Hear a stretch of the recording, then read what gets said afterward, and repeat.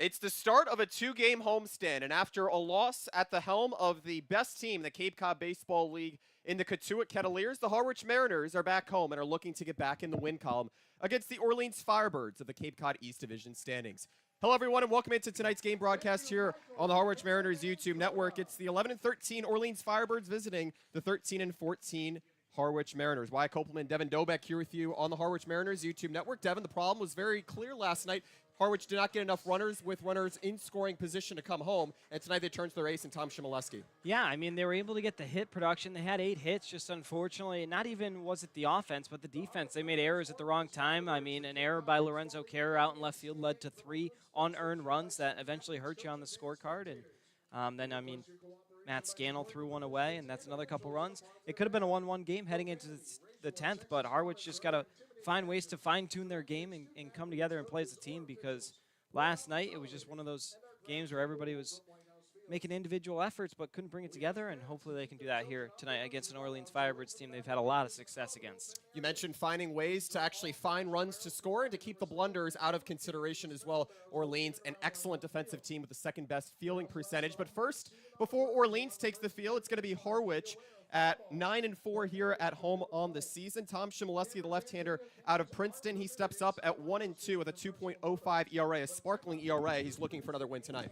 Yeah, really excited to see Tom toe the rubber once more. He's been fantastic. The backbone, arguably the ace for the Harwich Mariners, was scheduled to pitch Monday, but was pushed back after there was a rainout. So nice to have him here against Orleans, a team you've beaten 4 times. This now the 5th matchup and final one at White House Field. Definitely who you want out on the hill. Chmielewski with 15 strikeouts to 5 walks this season, exceptional at getting the strikeout game going early on. In his latest start against Brewster, gave 2 earned runs in 5 innings with 4 strikeouts and 3 walks. Has gone 6 innings at maximum this year, and that was here at White House Field against Brewster back on June 20th. We'll bring you today's starting lineup for the Orleans Firebirds, managed by now 400-win field manager Kelly Nicholson. The Orleans Firebirds 3.5 games out of first place in the Cape Cod East Division standings, leading off the second baseman out of UC Irvine, number 6, Joe Oyama. He has 14 hits and 4 RBIs in 10 games. The designated hitter, number 23, Justin Rubin out of Virginia, bats second. The third hole hitter is the third baseman, number 11, Jack Penny. The cleanup hitter, the first baseman, number 31, Matt Hallback. The 5-hole hitter, the left fielder, number 24, Eddie Micheletti, set to go to Virginia Tech. Batting 6th, the right fielder, number 13, Fenwick Tribble. The 7-hole hitter out of Georgetown, the catcher, number 41, Owen Carapalati. Chmielewski is ready. He winds and deals the first pitch, a bunt shown from Oyama. First pitch dialing at 6:34 p.m. Batting 8th, the center fielder, number 14, Eddie King out of Louisville. The 9-hole hitter, the shortstop, number 7, Drew Farrell. Well, it's going to be a tough task here in this lefty-lefty battle against Joe Oyama, Devin, who leads an Orleans lineup that in its last 10 games, the side going 5-5, has put up at least 5 runs per game as Chmielewski looks for a quick out here. This one banged over towards the right side. Rivera diving play over at the lip of the outfield grass, and it's just in time. A bang-bang play to start off here as Oyama, the leadoff hitter, is retired. Nice play that time by Rivera. He's been so spectacular on defense up until this point. That's not an easy play, especially with the topspin on that baseball heading out and towards center field, and able to get a glove on it. Look what I found, and gets it on to beat the speedy Oyama. Oyama, a pesky hitter at just 5'7", $170, a rising senior out of Okinawa, Japan. Out of UC Irvine here, over to Justin Rubin as it goes low for ball number 1. We'll bring you the defensive alignment for Harwich at 13-14 on the season. From left to right in the outfield, Casey Sauke, Jacob Humphrey, and Devin Obie. The infield corners at third, Mason Guerra out of Oregon State. At first, Ethan Anderson out of Virginia. The infielders on the middle infield, it's Gamadillo at short, Rivera at second. And catching for Tom Chmielewski out of Princeton tonight is the UNT Wilmington Seahawks catcher in Brian Arndt. Quick 2-0 here to Rubin as it goes low 3-0. That'll be key here for Chmielewski. Has not always got the benefit of the doubt at the strike zone, especially here at White House Field. Yeah, that's true, and unfortunately sometimes it's all about battling, and Chmielewski, a guy who likes to go deep in outings, 5-6 innings, so if he wants to be efficient, going to have to find ways to throw strikes even if he's not getting the calls. 3-0, a breaking ball down the chute as it goes to 3-1. Rubin, the infielder, now out of Pepperdine, transferring over to the West Coast after spending 2 seasons at Virginia of the Atlantic Coast Conference. Chopped over to the left side, foul. Chmielewski doing a good job in fighting off this count here. Rising junior out of Bryn Mawr, Pennsylvania, just a suburb of Philadelphia. I didn't know this, Devin. I don't know if you knew. Bryn Mawr actually means big hill in Welsh. The 3-2. Served out towards shallow right field, and it falls for a base hit right in front of Obi. Had to fight off the sun that time. It's the first hit of the day for Orleans. Really nice job that time by Ruben. A defensive swing with 2 strikes on him, and he's able to just kind of deflect it right out into right field. Doesn't take much sometimes if you're able to barrel it in the sweet spot. Bat will do the work, and it did that time. Orleans with the first hit of the ball game. Mariners over the last 5 games with a 3.85 team ERA.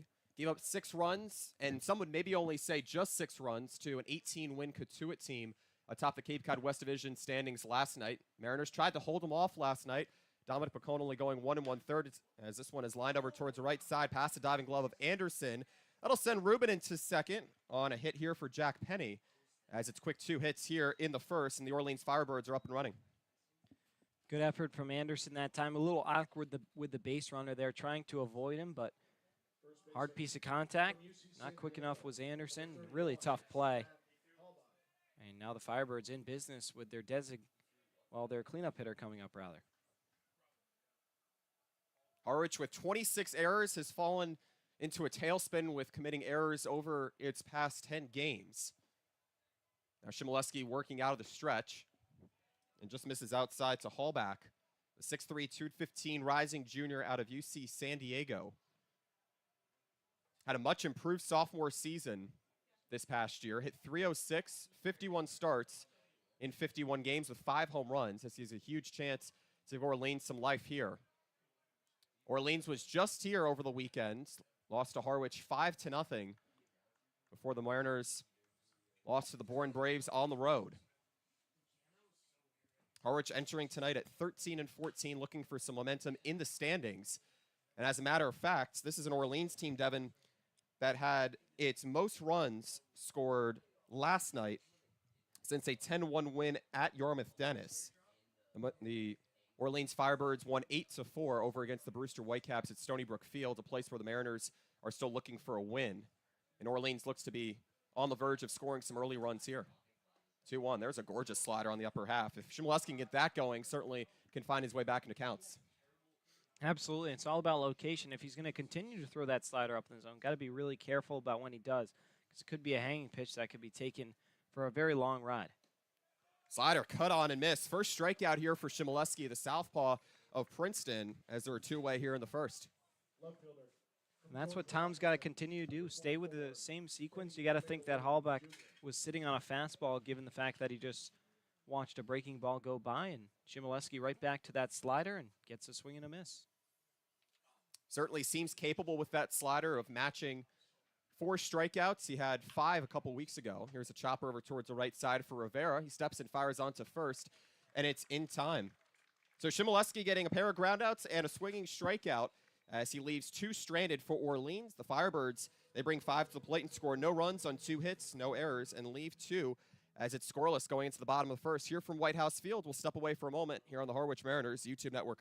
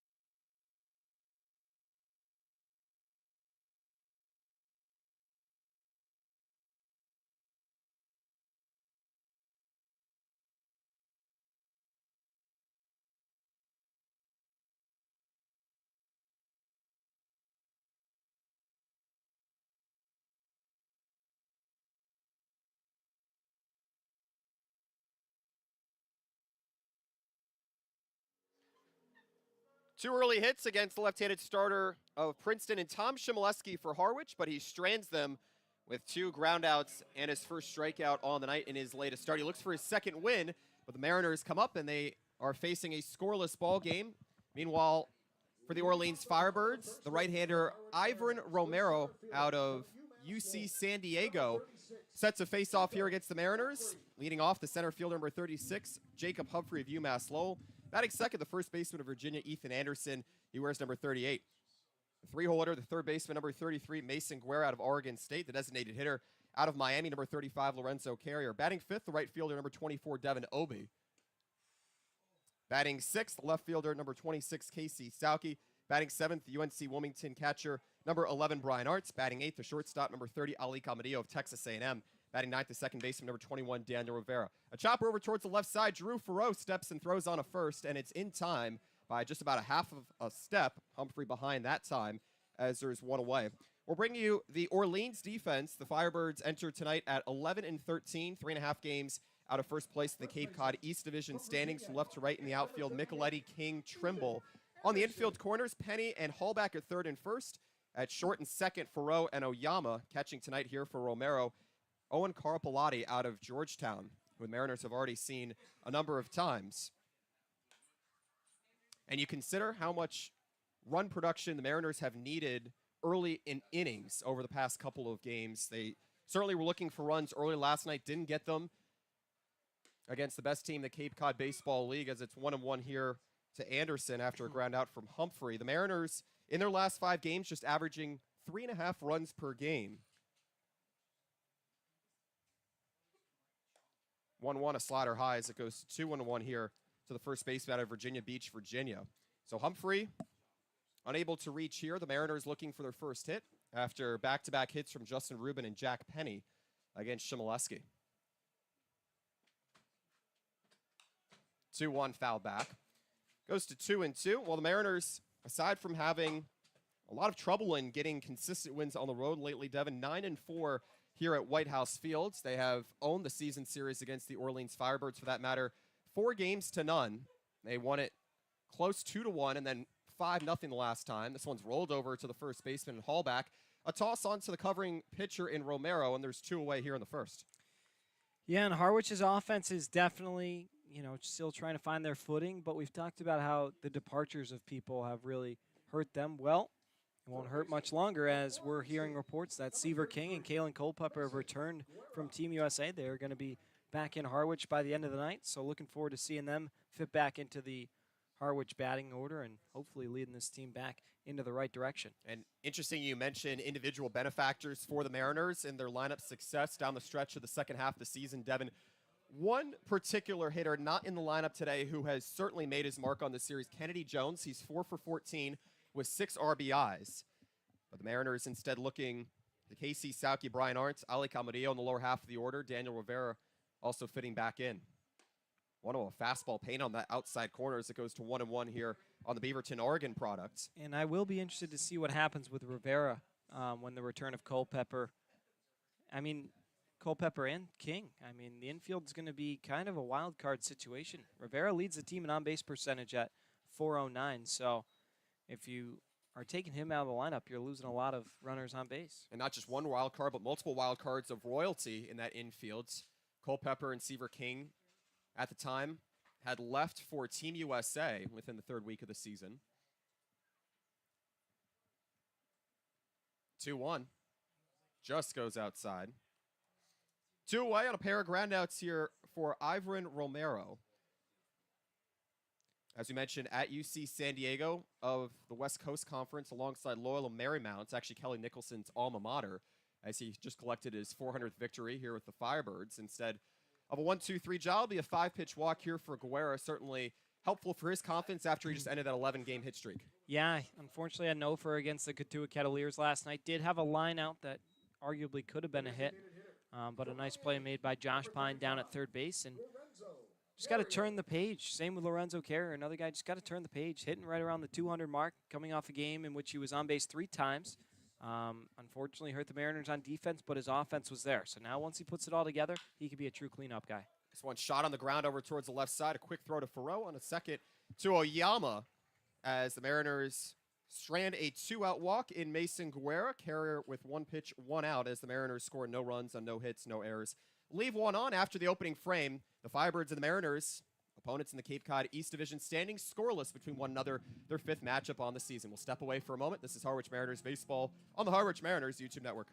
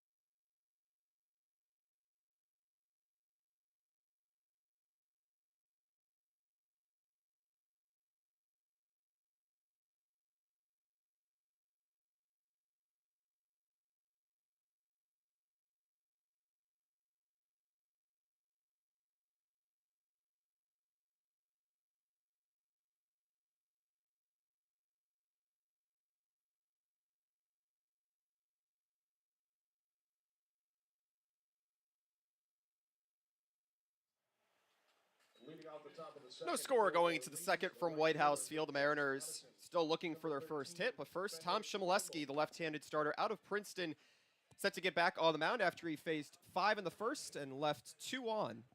Fenwick Trimble, Owen Carpellotti, and Eddie King due up here. Wyatt Kopelman, Devin Doback here with you on a beautiful Thursday night from Harwich, Massachusetts. First pitch, a slider dumped down the middle for strike number 1. That slider has been commanding thus far. But the key for Chmielewski will be able to keep it down. Chmielewski has been arguably the best starter for the Mariners this season, a team that enters tonight, Devin, with an ERA of 8 combined amongst its starters, and certainly didn't do the Mariners much good last night when Dominic Pacone gave up a couple early earned runs against the best hitting team in the Cape Cod Baseball League. As this one shot out towards center field, tracing back Humphrey, he makes the catch for a loud out number 1 here in the second. Mariners need a deep start out of Chmielewski, and it starts now as he's very strikeout dominant. Yeah, that's the plan with Tom. You put him out there to record outs. He's not someone who messes around. He'll have a couple walks here and there, but that's just because he's looking for the big punch out. And he's been so successful on the mound all season long, although his record might not reflect it. Just hasn't had the offense behind him in the games he's pitched really well. So we'll see if Harwich can come through for their man tonight. Mariners need to give the southpaw of Needham, Massachusetts, and the rising senior at Princeton a chance to earn a win here tonight. Certainly seems a little overdue. In 4 starts, 1 and 2 on the year. Very capable of being a 3 or 4 win pitcher. Another slider floated by Owen Carpellotti as it's quickly 0-2 to the Georgetown catcher.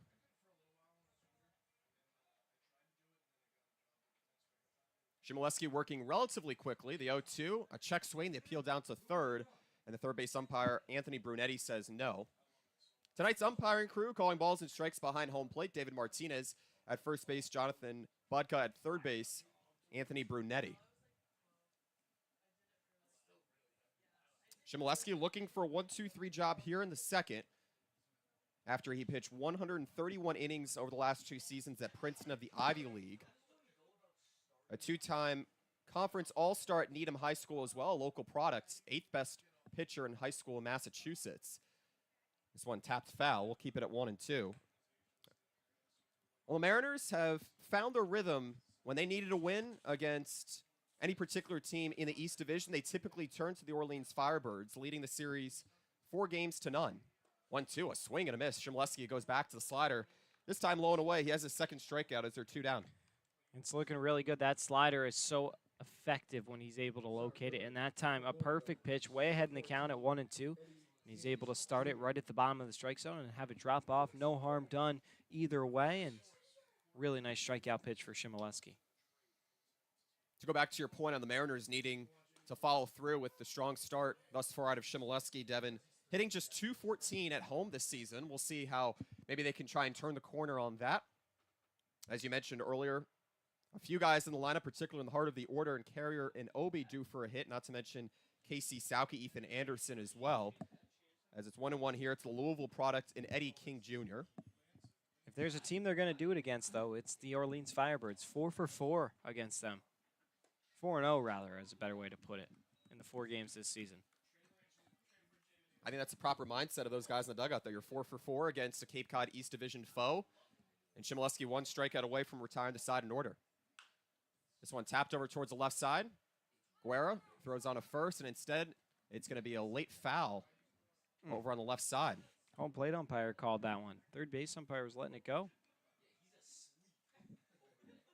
I'm not sure what's going on, but yeah. It looked as if it was on trajectory to trail over the third base bag, in which it would be deemed fair. But instead it goes back to 1-2 here to King Jr., a Linwood, Illinois native, a suburb just of Chicago, 4 hours north of Louisville. A 2-strike pitch again. This one chopped over towards Camadillo.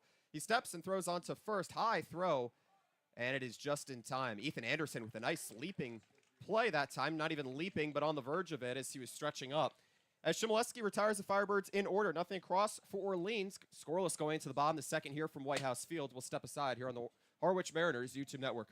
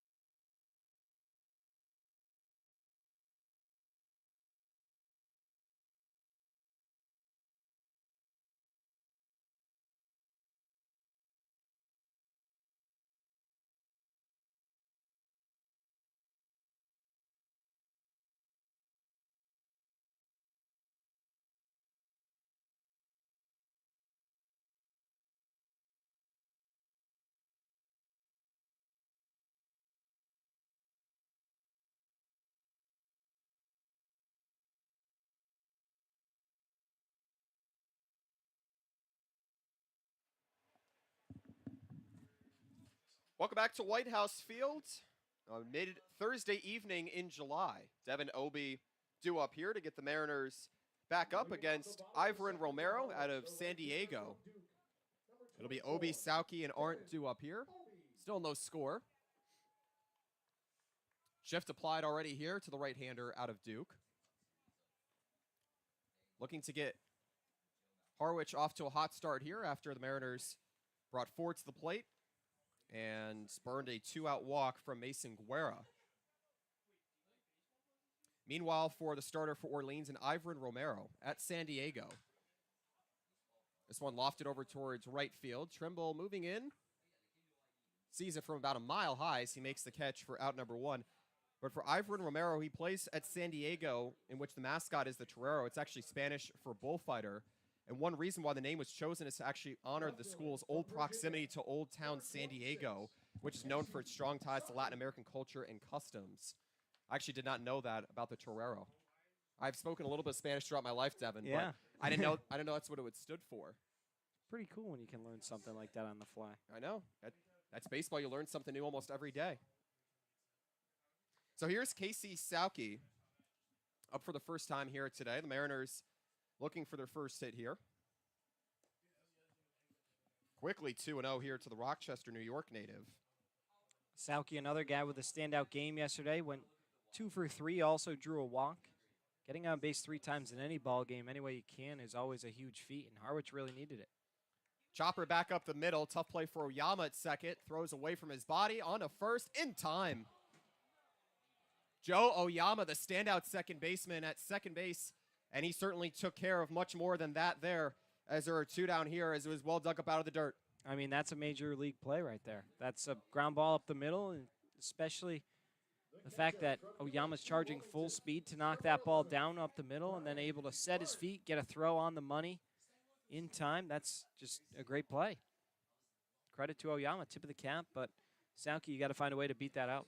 A great play by Oyama to back up his starter here tonight in Romero against one of the toughest hitters to retire for Harwich over the last 5 games. Devin Sauke with 6 hits, a pair of 2-hit games really starting to find his rhythm here in the middle of this lineup.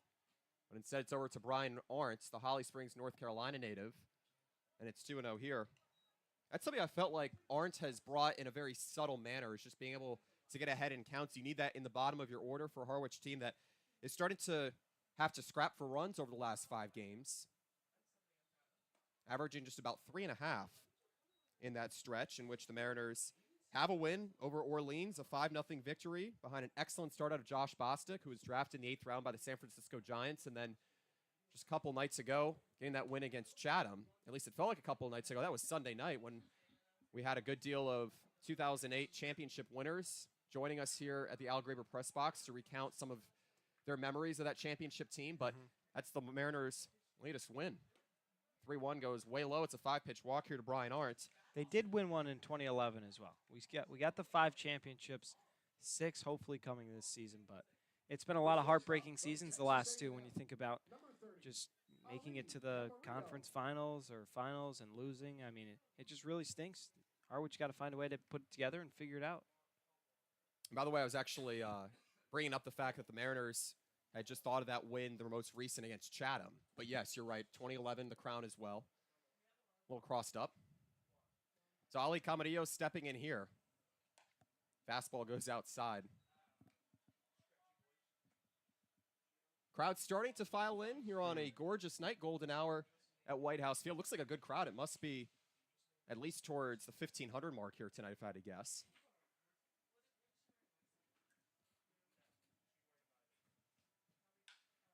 1-0 lofted over to the foul line in right field. In from second, Oyama. He makes another dazzling play to close out the second inning here. The Mariners getting another 2-out walk, but they're unable to do anything with it, as it's a pop out to the second baseman Oyama from Camarillo, as Mariners once again score no runs on no hits, no errors, and leave one moving into the bottom of the third. Scoreless from White House Field. Harwich still needing answers, looking for his first hit, but first, Orleans coming back up to bat on the other side. We're stepping away here on the Harwich Mariners YouTube network.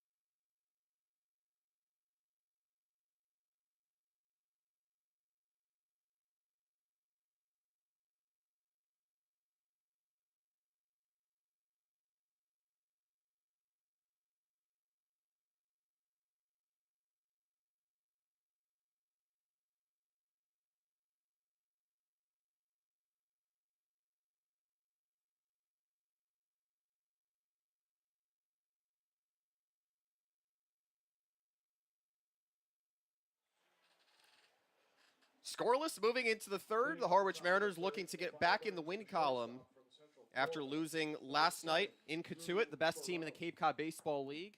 Not an easy team, but the Mariners know at this point of the season they have to turn the page after losing to that 18-win Kettleers team on the road. And as a matter of fact, it was their only loss in the season series in 3 tries. Tom Shimoleski, the left-hander out of Princeton, back on the hill here to face the 9-hole hitter in Drew Farrow. Joe Oyama with a couple of excellent plays to help close out the bottom of the second against a contact-heavy Harwich lineup. An Orleans team, 5-5 in its last 10 games. Had 7 RBIs in its 8-4 win at Stony Brook Field against the Brewster Whitecaps. Their most runs since a 10-1 win against the Yarmouth Dennis Red Sox. This one lined down the left field side, and it's a fair ball. Farrow pass first.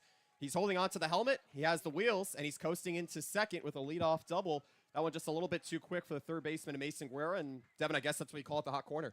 Yeah, and Drew Farreau, a guy coming in with a vengeance after last time he played in a ball game, threw one away, coming to the plate to try and record an out, and it led to another 3 Harwich Mariner runs in the 5-0 victory for Harwich. And Farreau also had a blast into the gap in left center last time he was here. He's been hitting hot at White House Field. Starts off really well here tonight. Shimoleski in trouble now in his 3rd inning of work.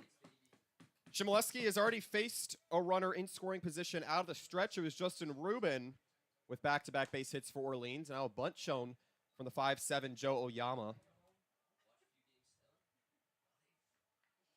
His full first name is Joe Shiro. The southpaw in at just 5'7", $170.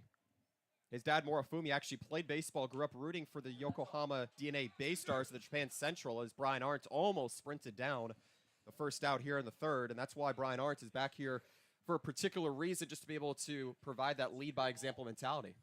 Yeah, Brian Arndt really has been a leader coming in as a second-year Harwich Mariner. You're kind of expected to be that leader per se, and Arndt's done a great job of leading the gentleman in and out of the dugout, and really good effort, plays with his heart on his sleeve, and it's been really nice to have Brian Arndt back. Harwich will have to keep pass balls to a minimum here tonight. A team with 11 on the season. 1-1, a little bunt to the left side. Nice try that time by Oyama to try and move the runner over to 3rd. Still no score here in the top of the 3rd from Harwich and Orleans, 2 teams that are right around the same spot in the Cape Cod Baseball League East standings. Looking up at Yarmouth Dennis, a team that has almost been unbeatable to start the second half of the season. The Mariners losing their second game a few nights ago at Red Wilson Field. 1-2 slider grounded back up the middle and through to center field for a base hit. Getting the wave around sign is Farreau from the third base coach and Max Fesky as he scores standing up. It's an RBI base hit here for Joe Oyama as the Okinawa Japan native puts Orleans on the board first at 1-0. There's not a whole lot that Oyama can't do. Leads the league in triples with 5, and right there after 2 bad foul outs is able to stay alive and laces one up the middle to score a run. You'll take that 10 times out of 10 if you're Kelly Nicholson. So Oyama, a true leadoff hitter, does his role exceptionally well and almost a surefire all-star in a couple weeks. And almost to the surprise of nobody, holds the 2nd highest batting average in the Cape Cod Baseball League as well. You see him dancing and prancing off of first there, certainly a stolen base threat as well. Yeah, trails just Derek Bender of the Bourne Braves, who's hitting above 380. Justin Rubin back up here. Oyama very much a threat to steal against the southpaw and Shimoleski. Orleans getting back-to-back base knocks in the 1st. Left runner stranded. Now they have a 1-0 lead. Their first lead on the series for that matter. Lost 2-1 here in Harwich a couple weeks ago. Throw back over to 2nd. It's too high as it goes into center field. Oyama will hold at 2nd. A good recovery by Jacob Humphrey, who had to help as the Mariners now have 2 on against them, and instead of being at least 1 out, there's a little bit of a blunder here for Tom Shimoleski. Yeah, and that's just those unforced errors. There's another one. Shimoleski whips it into center field, and that is kind of a part of the game that's really underestimated. As a pitcher, it's really difficult to make a throw to a base after you're going through that pitching motion, coming home, kind of a breaking continuity and different landing point, and just airmails that one, not coming down with a follow-through like he is on the mound. Jack Penny trying to lay down a bunt here, and Devin, I'd have to think that, of course, you're not looking for a game-deciding squeeze bunt early in this game, but of course you're maybe looking for a push back up the middle. But Orleans has found its way into the middle infield thus far as Jack Penny, the infielder out of Notre Dame, steps in, a native of Wakefield, Massachusetts. Another southpaw here as Anderson plays in. This time a strike as it goes to 1-1. And Penny, I'm a little surprised they're having him drop one down this early. He's the 3-hole hitter, hitting .246 this season. He's also drove in 10 runs. I'm surprised that he's going to drop one down, but with the cleanup hitter on deck, you will absolutely take an out to move those guys up. Changed up just on the outer half here. Still none away either, Wyatt. Still on the way. Mariners with almost nothing to lose here. They need a double play. Shimoleski almost had one there before losing it into center field. It was the game's first error. 1-4, bunt laid down, and it goes foul. They had the runners in motion, so that one definitely a squeeze. Almost perfectly executed. Saw it in Katuitt last night as well. A squeeze bunt from Mike Roberts to move a runner from second to third. It didn't score a run. When you need mobilization of runners, it's the way to go. A run on 4 hits for Orleans, nothing for Harwich yet. This time a slider missing low, a good block by Arndt. As we mentioned, the pass balls have been an issue for the Mariners catchers at this point in the season. Certainly saving 2 runners in scoring position, a more harrowing scenario. Yeah, nothing gets by. You got to be a wall here, especially with speed like Oyama down at second. If he sees anything in the dirt, he's almost going to take off instantaneously. Got to keep a close eye on him. Penny hitting .241 at Notre Dame this past season. A hefty number of RBIs with 27, the perfect time here to try and stretch the Orleans lead.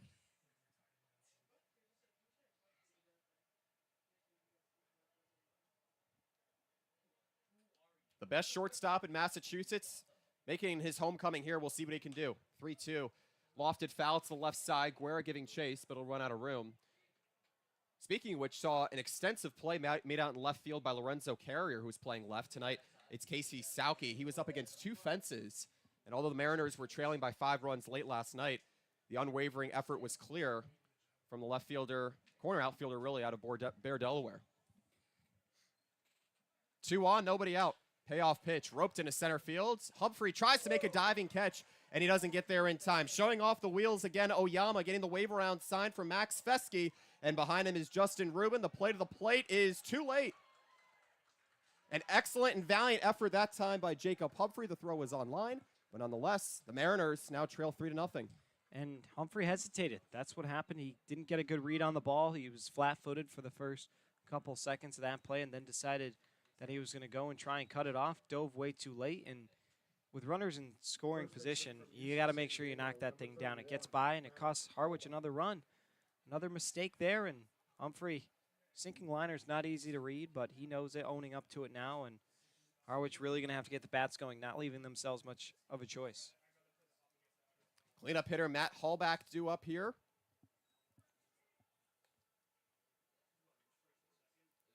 Mariners have won closely, and they have won distantly against the Orleans Firebirds. Won 10-3 in their first road game on the season before winning by the similar margin on Father's Day. This one rolled over to the right side. Anderson over to first. He takes it himself for the first out here. The Mariners now facing a runner at third in Penny. Doing a good job of moving runners around here, but Jacob Humphrey likely costing the Mariners a run here as Eddie Micheletti Jr. steps in. Micheletti, another guy who's had a great season. Out of Virginia, utility guy that Firebirds will move just about anywhere, predominantly in the outfield. Past season led the Atlantic 10 in hits out of George Washington, now Virginia. Top 20 nationally. Set to go to Virginia Tech, certainly looking to take his career to the next step. 1-0 slider shot out towards right field, and it's down for a base hit. Penny will score standing up from third, and the Orleans Firebirds with an almost unlikely 4-0 lead as the Mariners are looking for answers here from their defense. Yeah, that was a really nice piece of hitting. Inside pitch, Micheletti knew just what to do with it, brought his hands in, and was able to just shoot one right out into right field. RBI single, and the woes continue. Tom Shimoleski already into what I can confidently say has been his worst outing of the season, and he hasn't had the help. Has a chance to recover here with a ground ball double play to close it out. This one banged back into the screen for strike one here. And it's got to be difficult as a pitcher when you're all ready and scheduled to pitch on Monday. The game gets rained out, and then you got to take another 3 days, think about what's going on, and get ready to go into your routine again. It messes you up, and it kills your cadence. Taking a look around the Cape Cod Baseball League landscape, Katuitt up 14-0 on Wareham. So maybe, although you don't think a team as strongly hitting as Katuitt with the second most home runs entering last night, would be reserving any runs against a division opponent, certainly unleashing a huge scoring attack here. Bottom of the sixth, still a lot of time at Lowell Park. But Katuitt beginning to run away with it. The Falmouth Commodores ahead 5-2 over the Bourne Braves at Doran Park. Chatham Anglers and the Yarmouth Dennis Red Sox underway at Veterans Field, a place that has been fog impacted. This one lined into right field, and it's down for a base hit. Micheletti Jr. will stop at second. And I really can't believe Steve Englert hasn't come out of the dugout to talk things over with Tom yet. I mean, he's given up now 5 hits in the inning. There's also been an error, and R.J. Thomas now going to make his way out. But you got to calm down your starter. I mean, clearly he's flustered. Nothing seems to be working out. He's getting shelled, and got to sometimes just be a facilitator and get the composure back up. Well, Chmielewski has that fastball slider changeup mix to his arsenal, and at times has been left a little bit high, although he has 2 strikeouts, and the slider has benefited him in those lights. So where he needs those 1, 2, 3 innings, he got the Orleans Firebirds down in order back at the second, but it has been anything but here. As Thomas, the pitching coach and the head coach at Hendrix College, concedes the mound meeting with Chmielewski. Facing another runner in scoring position in Micheletti Jr. as Owen Carpellotti, the catcher out of Georgetown, steps up in a prime opportunity here. Carpellotti out of Canton, Michigan. He's known as Big O and Carp around the Firebirds organization.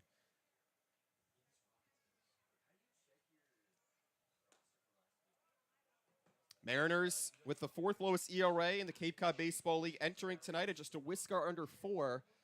And with their ace on the mound here, Chmielewski has tried to deliver, but now looks to get out of some choppy waters here as the Mariners have fallen behind by 4 here in the 3rd. A slider shot over towards Camadillo at second, and he steps on the bag, and it's not in time. So Camadillo trying to go for the double play there to close the inning. Instead, they're only 2 away.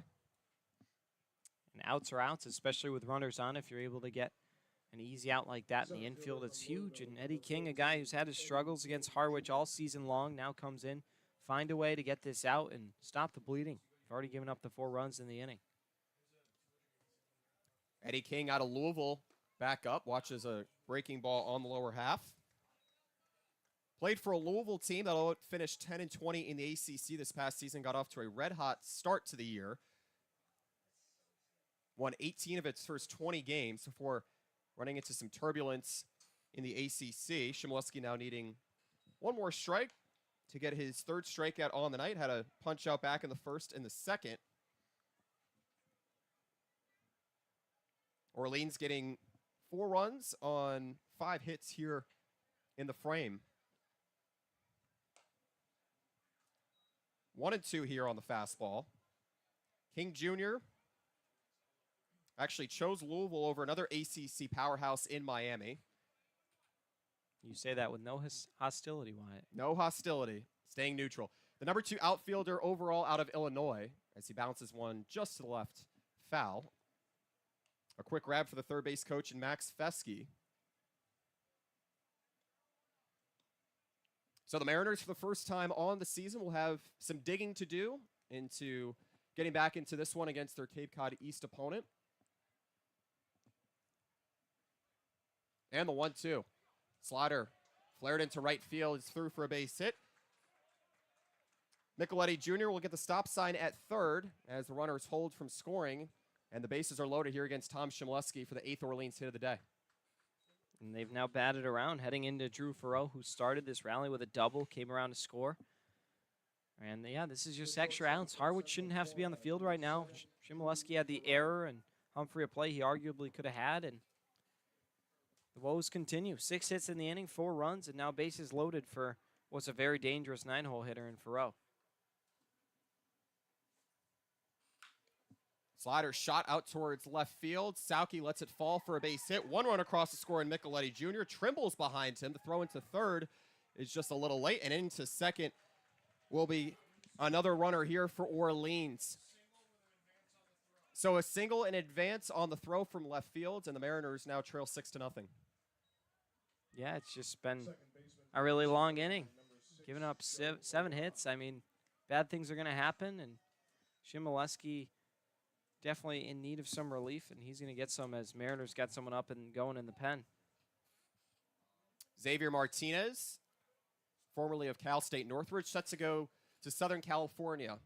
Quickly warming here as the 11th batter comes to the plate here.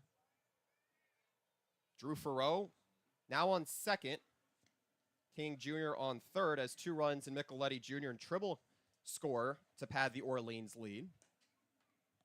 Fastball outside here. And you could see that Chmielewski certainly wants to have that command and has certainly been on the border of having another strikeout for what would be his 3rd here.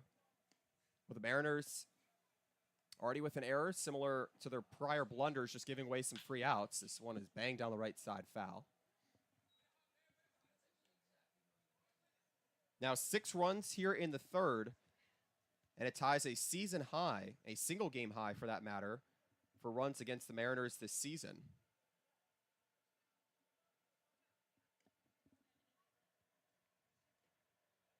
Swing and a miss this time from Oyama. 2 away, 2 in scoring position against Chmielewski. Chmielewski nearing the league leaders in games started this season. Chmielewski will get ahead of Josh Bostic with the start for most games started. And there's a swing and a miss, a foul tip into the glove for that matter. As Oyama strikes out for the first time here tonight, he falls to 1 for 3. But a huge inning against the southpaw in Tom Chmielewski gives the Orleans Firebirds not only their first lead in the season series, but a 6-0 lead going into the bottom of the 3rd here from White House Field. Mariners have work to do with their lineup. We'll step away for a moment here on the Harwich Mariners YouTube network.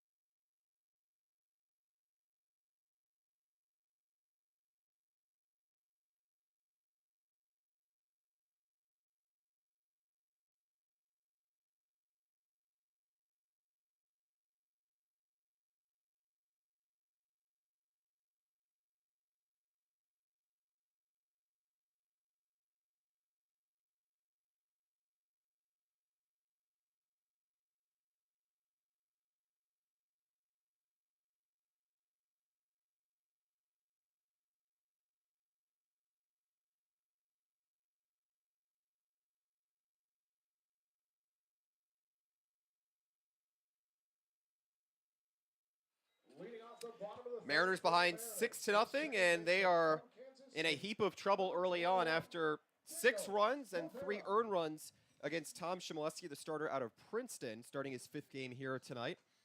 Daniel Rivera, Jacob Humphrey, Ethan Anderson, the first 2 up against the starter Ivan Romero out of UC San Diego.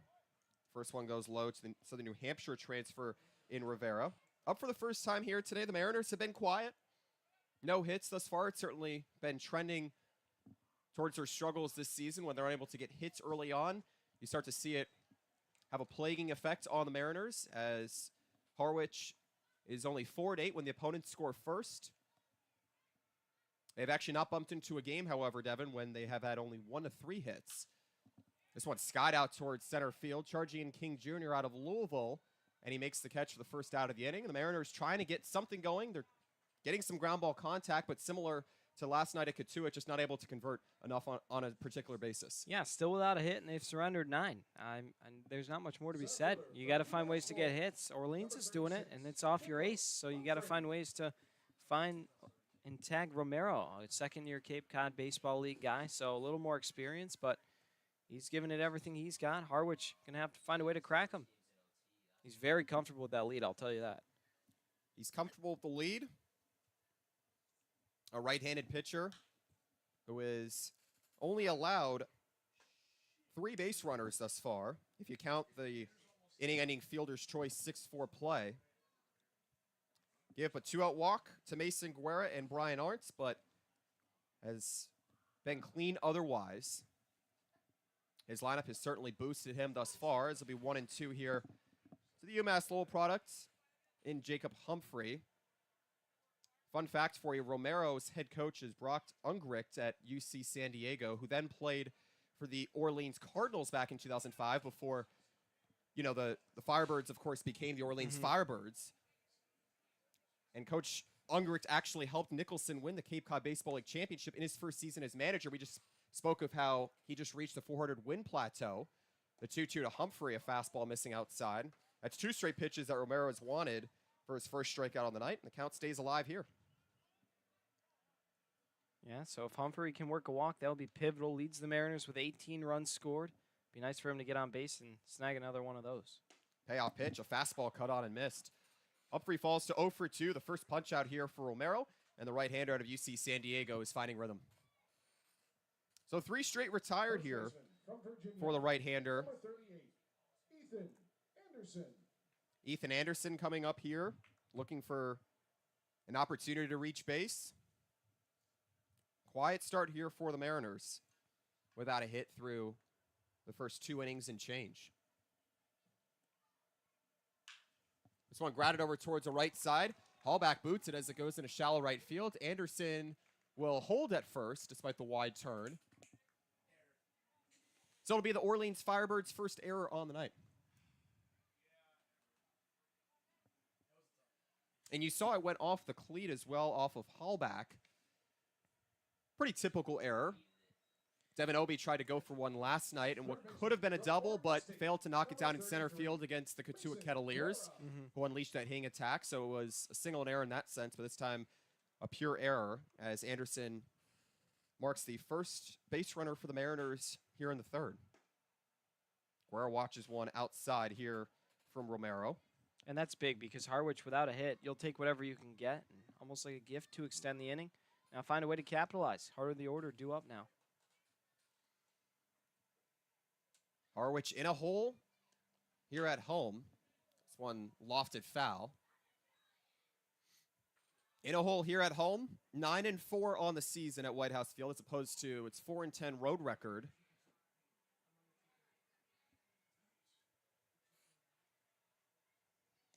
Mason Guerra just coming off of an 11-game hitting streak, a team high for the season. This really doesn't look like just a second-year third baseman over at Oregon State, a competitive conference for baseball, but he certainly looks like a rising senior. Yeah, he's been fantastic, really plays like a veteran, even though he's pretty new to this whole thing, and finds ways to get on base, really gritty, and has really cleaned up his defense since he first arrived. 1-2 just outside. At Oregon State, 18 doubles, 12 home runs for the Beaverton, Oregon native. Held the 5th highest batting average at .326 in his second season. 22 multiple hit games. Certainly a characteristic that the Mariners have needed to give their starters chances.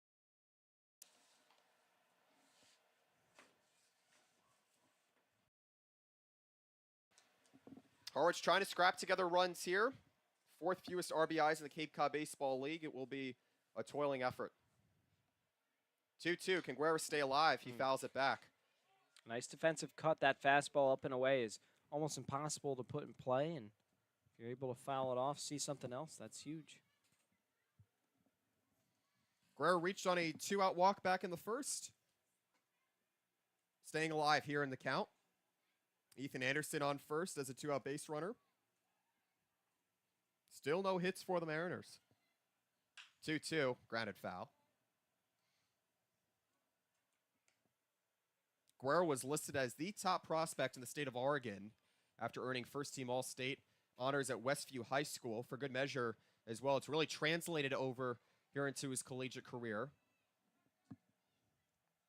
Has played for 2 different summer collegiate leagues, so very accustomed to the wood bat as well. 2-2, a slider dipping low. As much noise as he's made with the bat, he has certainly found ways to deepen counts, and he's battled back here against a convincing right-hander thus far in Romero. Mariners actually look to a 2-run home run out of Jacob Humphrey their last time hosting the Firebirds, but it's been a different story against a different starter. Payoff pitch, runner goes. This one lofted high in the infield as it goes back behind home plate. Owen Carpellotti removes the mask. He makes the catch as the Mariners go down quietly without a hit again here in the third. Scoring no runs on no hits, an error, and leaving one on in Anderson out of Virginia. Mariners still scoreless in a 6-run deficit going into the fourth. Lineup needs to get going soon, but first Orleans come back up against Tom Chmielewski. We'll step away for a moment and be right back here on the Harwich Mariners YouTube network.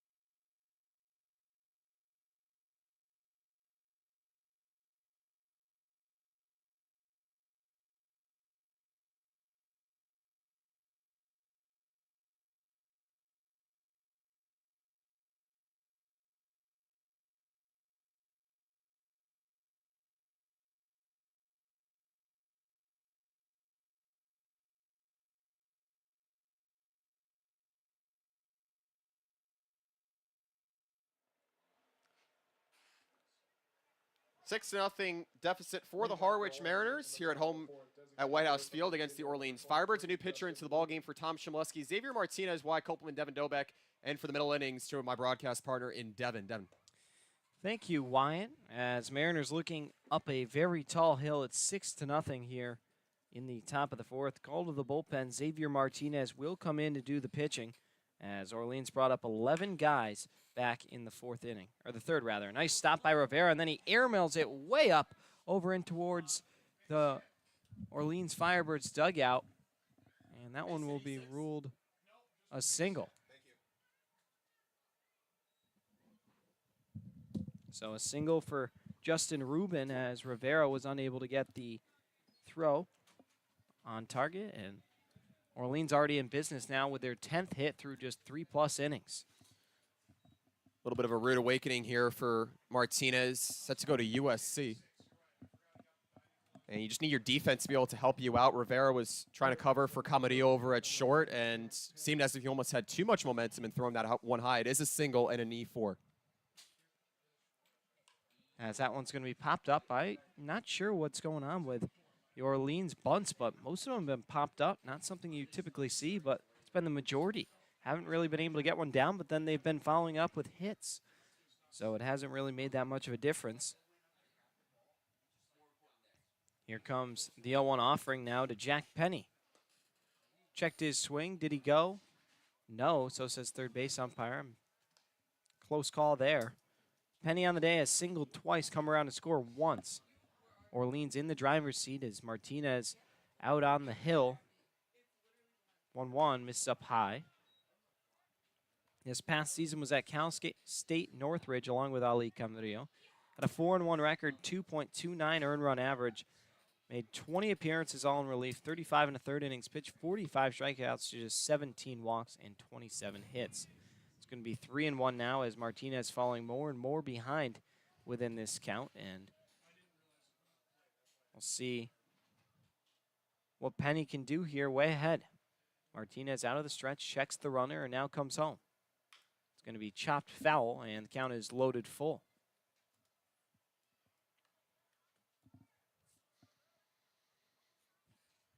Matt Halbach will be on deck for the Orleans Firebirds. One of the few Firebirds to not have reached base tonight, actually one of just two, along with Owen Carpellotti. 3 balls, 2 strikes to the batter, and Penny comes in today hitting just below 250. Double-digit runs batted in and was able to score a couple on that single he had back in the 3rd inning. Payoff pitch, misses outside, and it will be a walk. Nice at-bat that time for Penny, and Martinez struggling early here. It's been a little bit of a changing of times, a bit of a revelation, if you will. The Mariners average about 9.5 strikeouts their last 5 games, albeit they haven't won really over half of them, but it's been a way for them to get some quick outs. Saw Sean Hard really pound the zone yesterday and get near a season high in strikeouts, but right now it's not translating. So 2 on and nobody away, as Halbach will hammer one into right field for a base hit. Fielded by Sauke, and he'll throw the ball home. No advancement from the runner in Rubin. Throw was on line. Would have been a really close play, as Mariners going to need some time. Bases all loaded up, almost like Orleans didn't miss a beat. And it seems as if Orleans is just finding some rhythm within the lineup, having a chance to take pitches over the plate, hit him past the infield, sharp hits as well, not typical errors on the Mariners, unforced errors that have hurt them in the past. And it is a tough point right now for Martinez out of the stretch. Orleans just feeling it, plain and simple, as Eddie Micheletti Jr. digs in. 1 for 2 with a single and a run. Watches ball 1 go by to make it 1-0. And there haven't been too many blowouts against the Mariners all season. You can argue the 12-6 loss to Brewster, which they were pretty much out of after they blew the lead in like the 2nd or the 3rd. But it hasn't been too many massacres. This is starting to feel like what could be a massacre. 11 hits already for the Firebirds. Bases loaded, already up 6 runs. Mariners have made a pair of errors that haven't helped their case, and struggles continue. 2-0 pitch, misses outside 3-0, and now Martinez really going to have to figure something out in a hurry and find a way to pitch around Micheletti, because there's nowhere to put him without a run coming in. The pitch misses outside for a ball, and just like that, it's 7-0 Orleans. And they're all loaded up once again. Just in the 4th inning, Orleans firing through their 3rd at-bats. And not to say that it takes only 1 game or even 1 game and a little more, maybe 2 or 3 to figure out a reliever in Martinez, but he had 4 strikeouts in 2 2/3 innings in his CCBL debut at Orleans. A little surprised that he's not able to pick up a few more strikeouts here. In addition to getting some ground ball contact as well, the Mariners have to be able to get these quick outs. So it'll be Trimble's turn. He fouls off the first pitch he sees from Martinez. Martinez was at Cal State Northridge, now out of USC, a native of Bonita, California. 6'1", 180-pound right-hander. Went to Otay Ranch High School. 0-1. Just misses outside. I'm not sure where, but it's evened up at 1-1.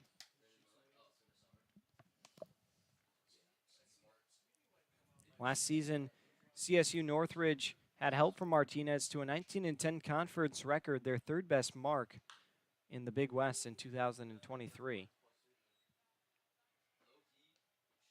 It's a ball and 2 strikes as that one's ripped foul. Martinez trying to win this battle, but Orleans threatening for more. Harwich now up to 35 errors this season as a ball club. As Wyatt, you alluded to earlier in the game, that's just been a big problem, as that one's going to be fouled back and out of play. Can't get out of their own way. It seems like 1 step forward and 2 back. And it's those that cause hindrances late in the game when you're trying to get the lineup moving, of course. The Mariners, in this game, they just had that error from Tom Shimoleski, tried to start a double play at second. Maybe it's best if you're just able to go over to first.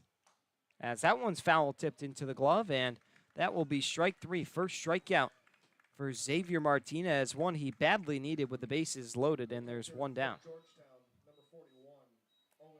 Martinez with 45 strikeouts, just 17 walks this past season. You'd think that maybe he can rally off some strikeouts here, especially as you move down in the order to this Orleans lineup, which has been somewhat prone to strikeouts this season. but Martinez just needs to get every out that he can appreciate. First pitch is going to be lifted high and deep out to center field. Going back is Obi. Long run for in front of the warning track. Makes the grab, tagging up and scoring easily is going to be Jack Penny. Everybody, in fact, will move up a station. And it's a very long sacrifice fly to center for Carapalati. That scores a run and moves runners into second and third. It's something we have not seen from Orleans this season. I mean, Orleans has only one run before tonight here at White House Field, and you could tell that this is a reason how Orleans gets wins on the road in the division, particularly against the Brewster Whitecaps. Mariners have fallen behind that in a sense with how they're able to get the lineup moving, and right now just going station to station, nothing to lose really. Seventh batter in the inning is Eddie King Jr. Center fielder tonight has grounded out to shortstop and singled. It's going to be 1-1 count now to the Louisville Cardinal. Was part of the United States Baseball's 14U National Team Development Program. It's 2-1 count now as that one misses down low. This past season for the Cardinals had a batting average of .274 across his 50 games, 11 doubles, 5 bombs, and 42 runs batted in.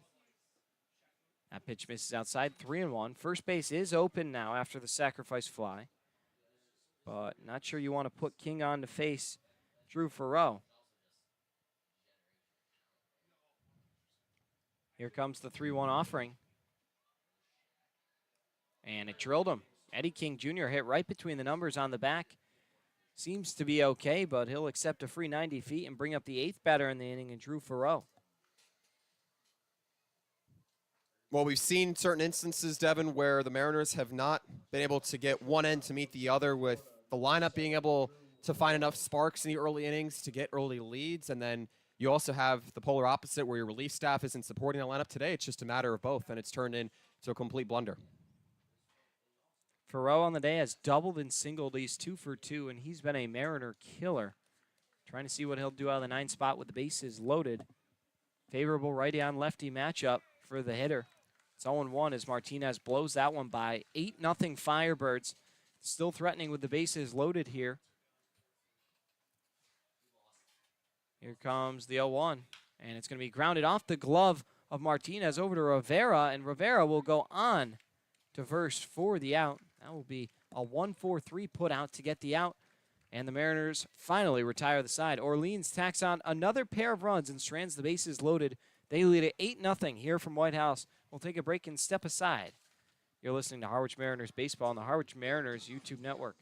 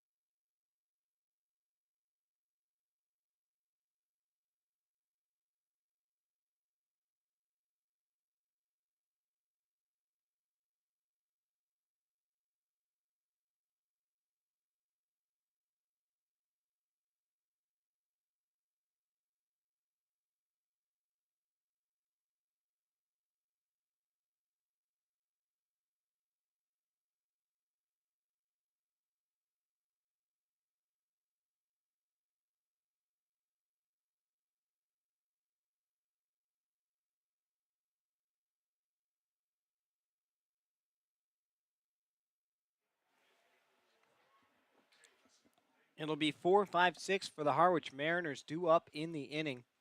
They trail this one 8-0.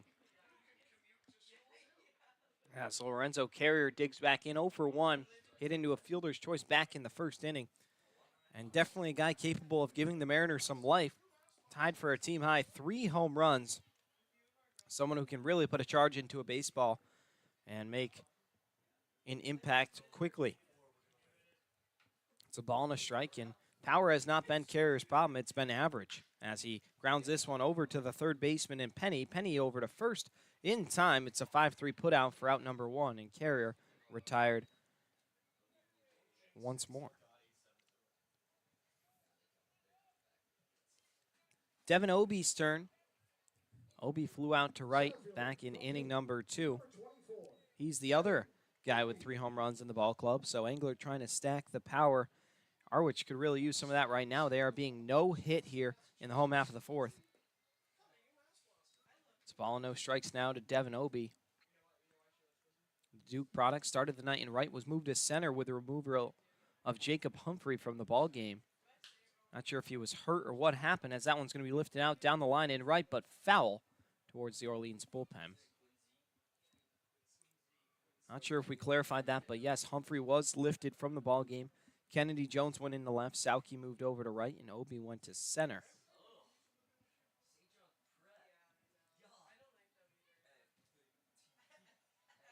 So we'll see what Obie can do.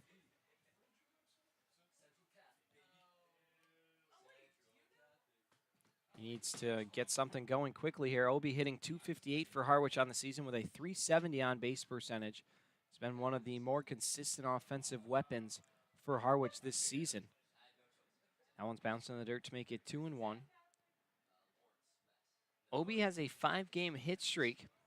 That began when he went 2 for 3 back on July 6th against the Brewster Whitecaps. Since then, he's been 1 for 4, 1 for 4, 1 for 3, and 1 for 4. Checked his swing. Yes, he did. So says the home plate umpire, David Martinez. And so now it's 2 balls and 2 strikes to Obie.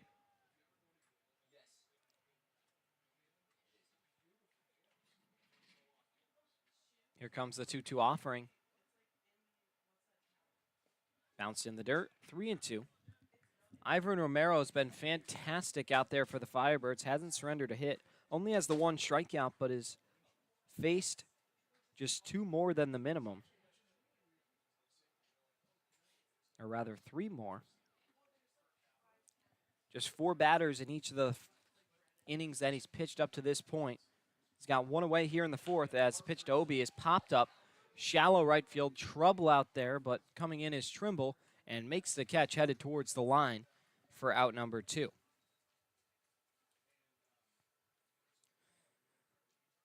So now it'll be Casey Sauke who digs in. Sauke on the day, 0 for 1, grounded out to second back in the 2nd inning. Sauke coming off a multi-hit game. Harwich could really use some offensive production. Being out-hit 11-0 and beaten on the scoreboard 8-0. As Sauke pops this one into foul territory towards the Orleans dugout, over to get it is Matt Hallback, and he puts it away for out number 3. Mariners go in order. Ivan Romero continuing to roll right along. 8-0 Birds from White House will be back in a flash on the other side of the Harwich Mariners YouTube network.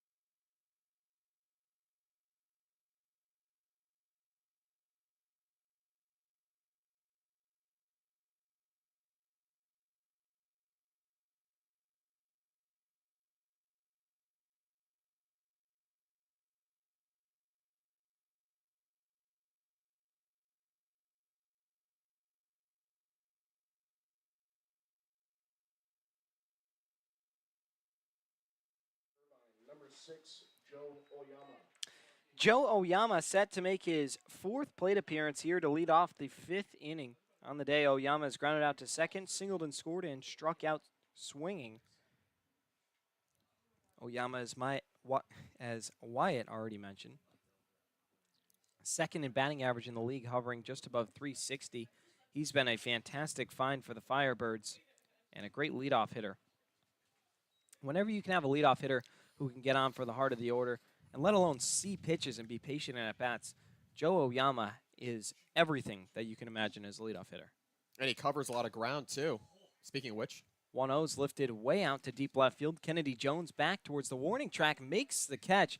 Did not look comfortable doing so, but was able to haul it in for out number 1 here in the 5th.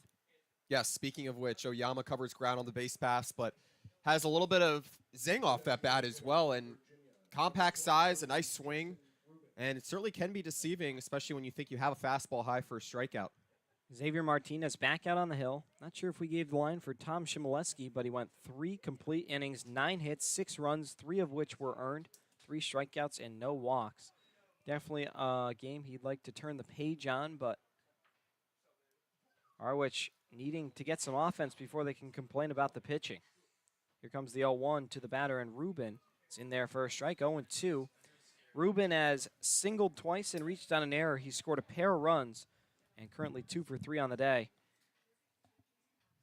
See if Martinez is able to retire him. He does have 1 strikeout on the night, as that one's going to be chopped over to the first baseman Anderson, who will take it himself on the first for out number 2. 2 up, 2 down for Martinez here in the 5th. I think this is more the rhythm and the continuity that you would expect out of Martinez, someone who had a really strong strikeout to walk ratio, albeit he hasn't really found that high strikeout development yet here in Harwich, aside from having 4 in his Cape Cod League debut. This is certainly what you can do to give your lineup a little bit of a chance. Devin, you were saying it, the lineup still is really yet to show up here today. So it's Jack Penny's turn. He's 2 for 2. He singled twice, scored twice, and also walked. So no balls and a strike now to Penny.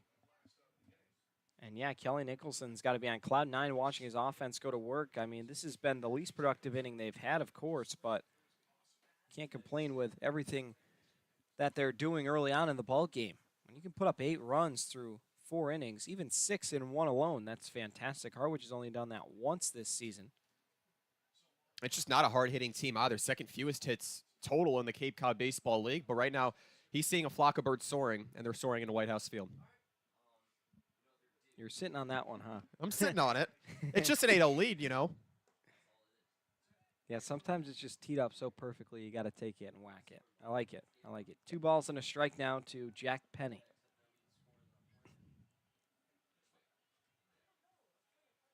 Pitch to the 3-hole hitter is chopped foul to make it 2-2. Deuces wild here at the house.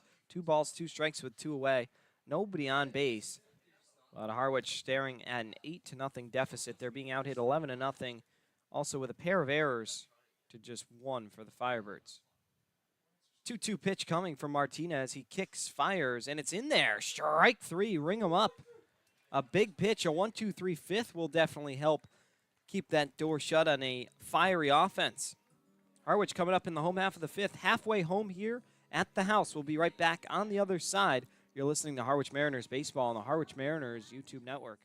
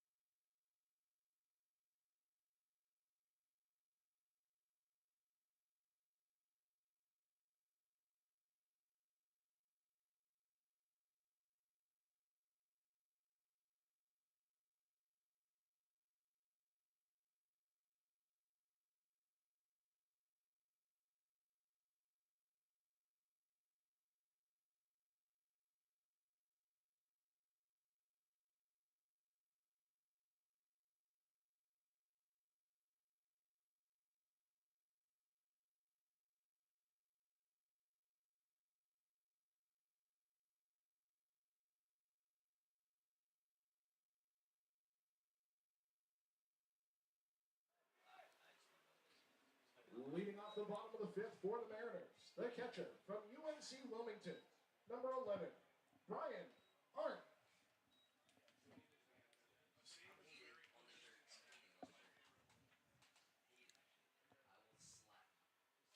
We welcome you back to the ballpark here. Bottom three in the order, Brian Arndt, Ali Camarillo, and Daniel Rivera due up for the M's as first pitch misses inside. Call to the bullpen. Ivan Romero's night is over. He goes 4 innings, no hits, no earned runs, pair of walks, and 1 strikeout. Be Chase Hungate towing the rubber for the Firebirds as Brian Arndt rolls one over to third base, picked up by Penny on to first in time for an out. And it's a 5-3 put out to start things here in the fifth, but meeting Chase Hungate just a little bit more. Comes in 6'1", 180-pound right-hander out of Abingdon, Virginia. Attends the University of Virginia. 6.75 ERA this season for the Firebirds through just 1 appearance. Won an inning and a third, 3 hits, an earned run, and 3 strikeouts. So definitely a guy that's more than capable of punching out batters, but can also give up runs. A little sidewind that time in there for a strike to make it 0-1. Ali Camarillo on the mound. Daniel Rivera is on deck as the 0-1 is going to be rolled over quietly once again to Jack Penny. An easy play for him. Threw it a little high, but the tag is there in time. Nice job by Matt Halbach to adapt to the situation. Had to go up, get the ball, came down with a tag. And it will be a big second out now for the new reliever in Hungate. From Kansas State, number 21. He's used to the stage in Hungate. I mean, like you said, he has that sidearm, and he has an extensive amount of experience pitching the NCAA tournaments. 2022 actually played for VCU, and in that regional against Georgia, North Carolina, he had 5 2/3 consecutive innings, 3 earned runs, 7 hits, 4 strikeouts. Very capable of being able to command the zone here and get quick outs, as he's starting to do right here for a Firebirds team that has been cruising with its lineup. First pitch to Rivera misses inside. It's 1-0. As now into his windup once again. The pitch is going to be chopped foul and make it a 1-1 count.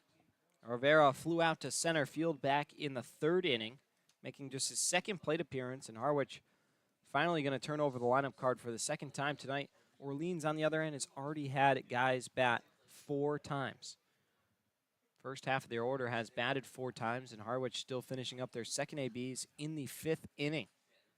Still being no hit on the scoreboard and with no runs. That pitch is going to just miss, not sure where, and Carpellotti didn't know either. He was a little frazzled that there was no strike call that time from David Martinez. 2-1 pitch is going to be chopped up into the air. Coming in is the shortstop for Rowe, and he makes the catch in front of Oyama for out number 3. It's a very effective and very efficient 1-2-3 fifth. For Chase Hungate, Firebirds have a no-hitter through 5 as they lead at 8-0. We'll be right back on the other side. You're listening to Harwich Mariners Baseball on the Harwich Mariners YouTube network.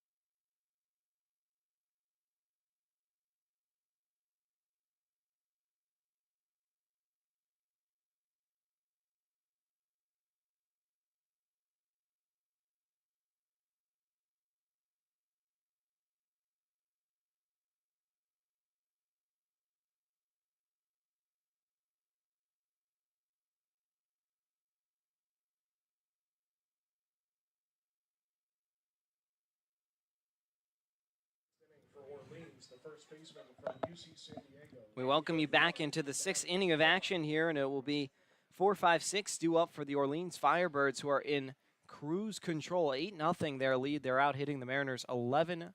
So here comes the first pitch to Martinez, or from Martinez. It's lifted high and deep out to left field. Going back is Jones at the wall. That ball is gone. A solo shot from Matt Halbach. A blast on a line that was tattooed out of the park. And Orleans now leading this one 9-0. Halbach picking up yet another home run. Is first in the Cape Cod Baseball League this summer and third RBI since he arrived here from Central Florida, or rather UC San Diego. Mariners don't give up a ton of home runs this season, just around the league average. But for Xavier Martinez, had begun to find a little bit of rhythm back in the 5th, sent Orleans down in order for the first time, rather the second time here tonight. And after 2 runs on 2 hits, it has started to feel like the Mariners have just gone kind of 1 step forward, maybe a half step forward in a night like tonight where you don't have any hits out of your lineup, and just 3 steps back. Orleans finding every answer for this Harwich pitching staff.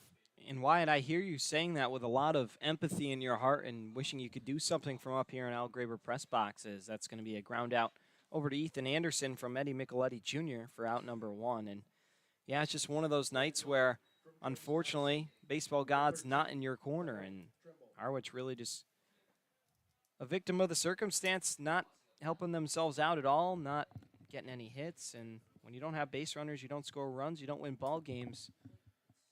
Also, surrendering 9 runs will not help your cause. First pitch to Fenwick Trimble in there for a strike. It's 0-1.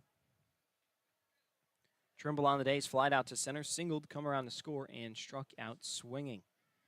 First strikeout victim of Xavier Martinez, looking for a bit of a comeback here, as that one's dropped in there for a strike. A nice breaking ball in the outer part of the plate, and it's 0-2.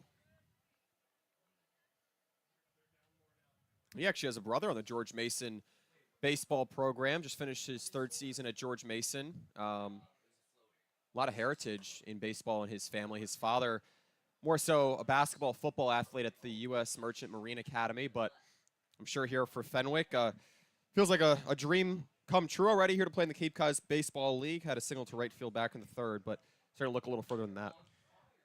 1-2 is popped into shallow right center field. Out to get his Rivera, calling him off his Sauke, and Sauke will come away with it for out number 2 here in the inning. But yeah, Harwich having a really tough time getting those pop outs and ground outs. They've been a hot commodity tonight, as Orleans has just found ways to get hits any way they can, and Harwich error is not helping them either. They trail at 9-0 with Owen Carpellotti digging back in for the 4th time. Swings and misses at the breaking ball, 0-1. Carpellotti, the only Firebird to not reach base here tonight. Everybody else has gotten on. He's struck out swinging, lined out to the shortstop, and hit a sacrifice fly to center field. And granted, all those really good at-bats. A line out and a sacrifice fly help your, well, line out doesn't help your team, but it shows potential that you're seeing the ball well. Just unfortunately, defense positioned well. It's a ball and a strike now to Carpellotti. The pitch, cut on and miss, 1-2. He's also one of 2 Firebirds who haven't scored in the ball game. Everyone has scored a run except Carpellotti and Eddie King, who awaits on deck. 1-2. Misses down low, 2-2. Although pitching can win you a good deal of pennants in a league like this where the hitting prowess is high, you need something from your offense, and that will be a quest for the Mariners in the final half of this game. And hopefully they'll get that jolt from Seaver King and Kalen Culpepper at some point in the coming week, as that will be strike 3, cut on and missed. Strikeout number 3 for Martinez, and the side is retired. But Matt Halbach's solo home run to lead off the inning puts Orleans on top 9-0. They lead it heading into the home half of the 6th. Harwich still being no hit from White House. Take a quick break and be back. You're listening to Harwich Mariners Baseball on the Harwich Mariners YouTube network.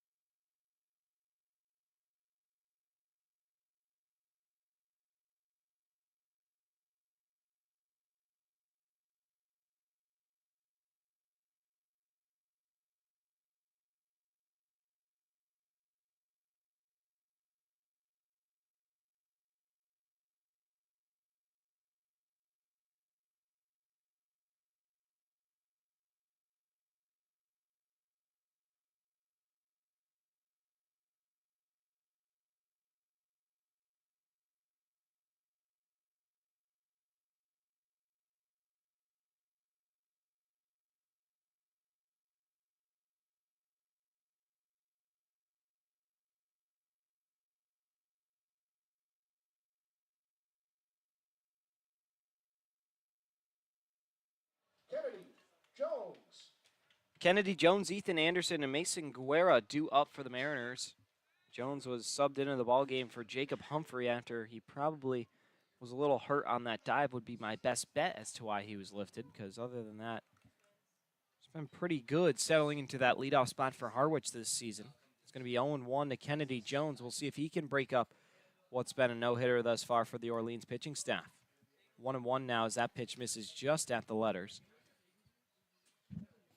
Out there once again is Chase Hungate. He's working real quick out there on the mound, not wasting much time before going into his motion, as this one will be rolled over to the shortstop in Farrow on the first and in time. Out number 1 here in the 6th as Firebirds will snap it around. It's just been that kind of night where everything's working for Orleans. And it's a night where you look at putting the ball in play as a potential sign of promise, a sign of initiative, just to try and get some runners on, maybe work your way out of base with some unforced errors.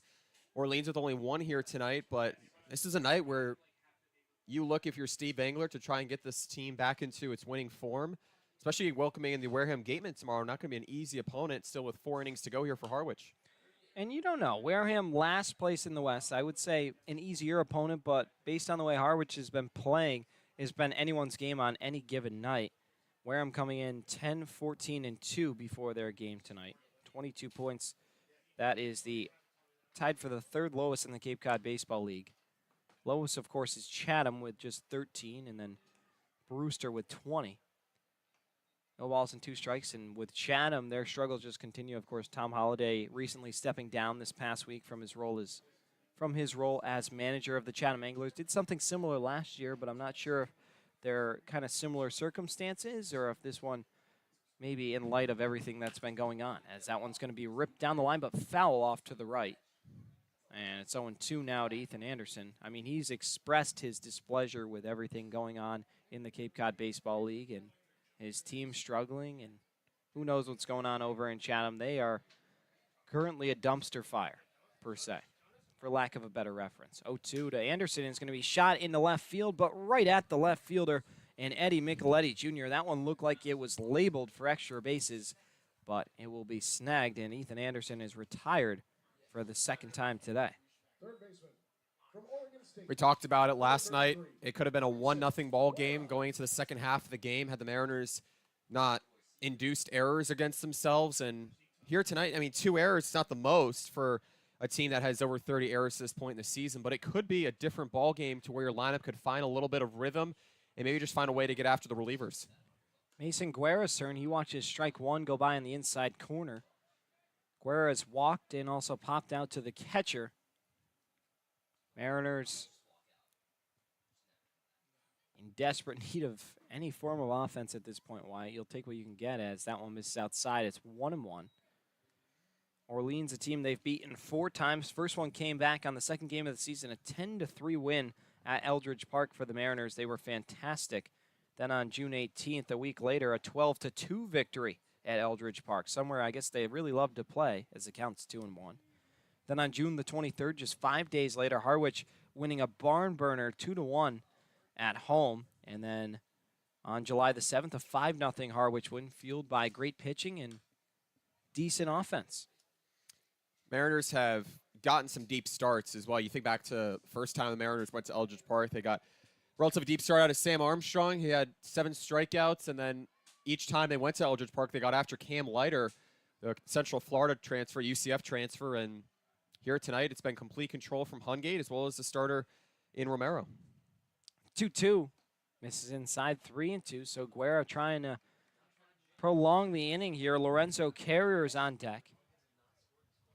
Guerra this season hitting just under the 300 mark. That is a team high among active Mariners, of course, until Seaver King throws on the Mariner 2-5 again.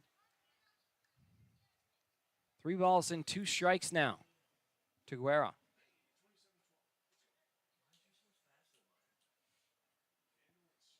Chase Hungate coming in relief of Ivan Romero, who went 4 strong innings without giving up a hit or a run. And now trying to close out his second scoreless. Payoff pitch is going to be grounded over to the shortstop in Farrow. Farrow over to first, and it can't be dug out by the first baseman in Matt Halbach. It'll be an E6 issued to Drew Farrow, and the inning continues. Not a hit, but it's your first opportunity to reach base since Ethan Anderson reached on an error back in the third. But now you have Lorenzo Carrier coming up, someone who's mightily due, and he's just found different ways to get on base as of late, aside from taking some pitches low and unfortunately not getting a lot of room in the strike zone. But for Carrier, of course, you have to think that with 2 outs, a runner on, this is just a time. You don't have to shoot one deep. You just need to get one into the outfield. Carrier hit into a fielder's choice in the first and grounded out to third back in the 4th inning.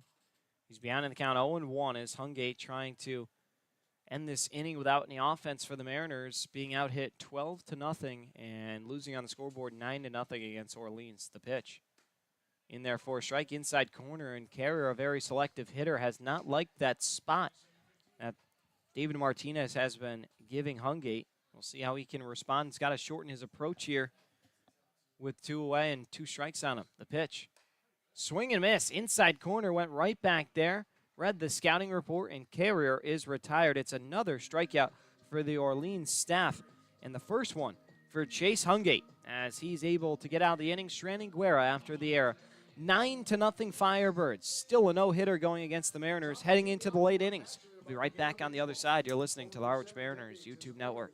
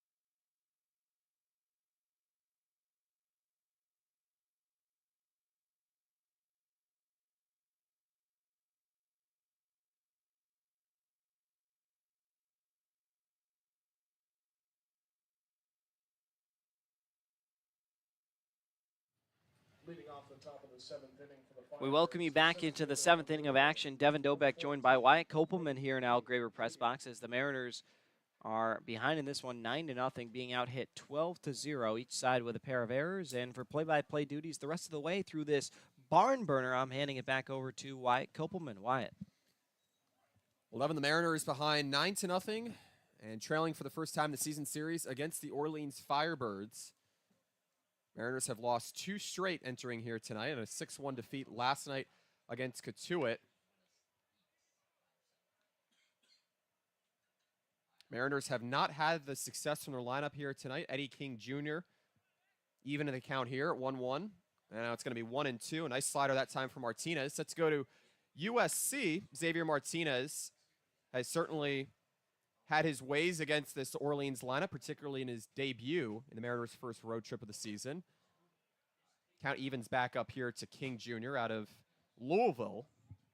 Part of USA Baseball's 14 and under national team development program after being ranked as the number 2 outfielder coming out of Illinois. The 2-2, a fastball just going on the inner half. Well, Martinez, aside from giving up a solo home run in the top of the 6th to Matt Hallback, he's had some momentum. He has retired 6 of the last 7 he's faced aside from the small blip on the card. And the payoff pitch, a slider boomed foul. Mariners last night just getting a run against the Cotuit Kettleers, the best team in the Cape Cod Baseball League. A Harwich team that has averaged just about 3.5 runs per game. Its middle of the lineup has been most productive, arguably. Now the payoff pitch just missing low as King Jr. wins the full count battle, and he gets his first walk on the night, and he reaches for the 3rd time overall. Yeah, just one of those nights, and Martinez thought he had strike 3 there, but located it just a little outside. Really calmed down after he came in the 4th, got rocked around, but then a 1-2-3 5th for him, and then gave up the solo shot in the 6th and then retired the next 3 he faced. We'll see if he can stay calm here once again as the Firebirds look to really put an embarrassment on the Mariners. You're just joining us late. 6 runs, not all of them earned, as this one's rolled foul. 3 earned runs against Tom Shimoleski. He went 3 innings in his 5th start on the season. He has the most starts for the Mariners this season. 2 runs in the 4th inning after 11 batters came around to bat for Orleans in the 3rd. An Orleans team that has looked to Joe Oyama has gone way past Joe Oyama for success throughout the lineup here tonight. All but one has reached base. It's been that kind of night against Harwich pitching. 1 and 2 here to Farrow. And like we said, the one that hasn't reached has been more than productive. A sacrifice fly, picking up some RBIs. And yeah, Harwich just, unfortunately, kind of a vacancy here in the offensive spot for the team tonight. Just got to find ways to keep it going, get on base, or at least start it. Just not a lot of mobility, period.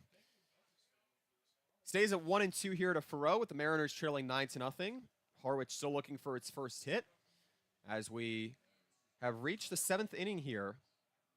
Farrow, the middle infielder out of Florida State, actually a graduate of Florida State University School, as he shoots this one high out towards center field. Obi, the Duke outfielder, makes the catch. But just to finish what I was saying on Farrow, Devin, the school, Florida State University School down in Tallahassee, is actually sponsored by FSU, works closely with its College of Education, and it's the alma mater of current Florida State baseball coach Link Jarrett, who just finished up his first year. There you go. And to bring that into full circle, Devin, he's a 2-time All-American shortstop with the Seminoles who played on the Cape for Yarmouth Dennis in 1993, which is when John Schiffner started with the Chatham Anglers. There it is. And we just heard from John Schiffner on Sunday nice night. Parallels. Which yeah, was Schiffner great. Which was the last Harwich win as they look to get back in the win column tonight, but a lot of work to do. College baseball for you. So now 1 away here for Joe Oyama, who we just mentioned. He has 14 hits with 4 RBIs in the last 10 games, just at 5'7", and just about 170. And we've talked about how Oyama's been so great on the field and in the batter's box as well as on the base paths. But his teammates also speak very highly of him. Matt Halbach, his fellow Firebird and college teammate, just said that Joe is one of the best teammates he's ever had, just someone who's always there to bring you up, always there to lift you up, and has a good attitude and a really good ball player. He was actually not too far away from the conversation I was having just briefly with the Orleans Firebirds broadcasters during Orleans batting practice today. And Oyama, you can just tell by the conversations that he has with the coaching staff, great positive disposition. He'll have to protect here as it goes to 2 and 2. And Oyama's favorite player, middle infielder for the St. Louis Cardinals, Tommy Edman, who represents South Korea's national team. Edman, also a Cape League alumni. Played for Yarmouth Dennis back in 2015 and was able to win a championship at second base, where Oyama plays. Inspiration has certainly carried over for the left-handed Oyama. Devin, he hit .319 with 7 doubles, 5 triples, 7 home runs at UC Irvine this past season. All Big West second-team honoree as a third baseman.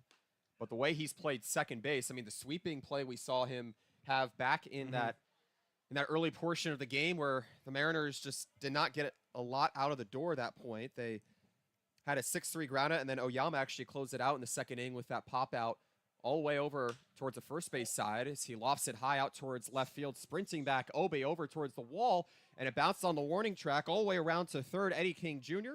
and the Louisville product will get the stop sign from Max Fesky, the third base coach. And it's a 1-out double for the Japan native in Oyama as there's more trouble in the base pass brewing here against Martinez. Just a great at-bat, able to work the count full and then make him pay with an extra base hit. I mean, that's just a coach's dream, someone who can make the pitcher's pitch count go up and then find a way to get on base and make an impact. Joe Oyama, what he doesn't have in size, he makes up for in speed, agility, and strength. I mean, look at that power. For a guy that's 5'7" to hit a ball with a wooden bat out there like 380 feet, that's pretty impressive, and Oyama does just that.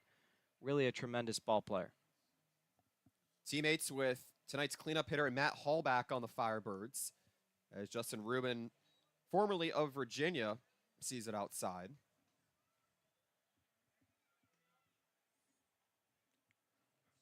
Edmond and Cape Cod Baseball League champion, as you mentioned, Evan, all-star with Yarmouth Dennis back in 2015. The way the connections can carry through the Cape Cod Baseball League, where the stars of tomorrow shine tonight, well, Oyama's carrying some connections into shining tonight. You can see he's having fun out there as well.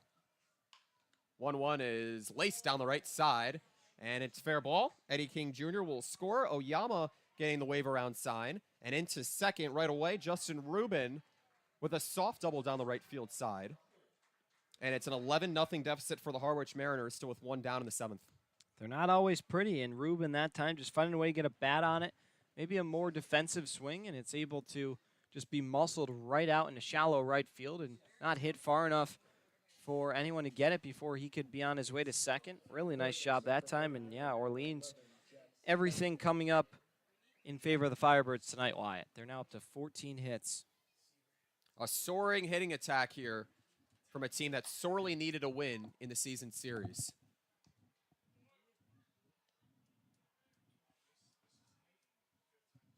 Firebirds had only scored 6 combined runs over the first 4 games, 2 at White House Field and then 2 over Eldridge Park in Orleans.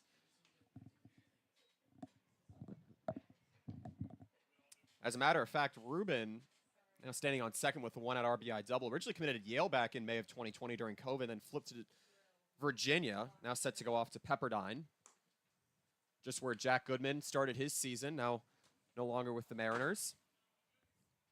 So Jack Penny out of Notre Dame steps in here.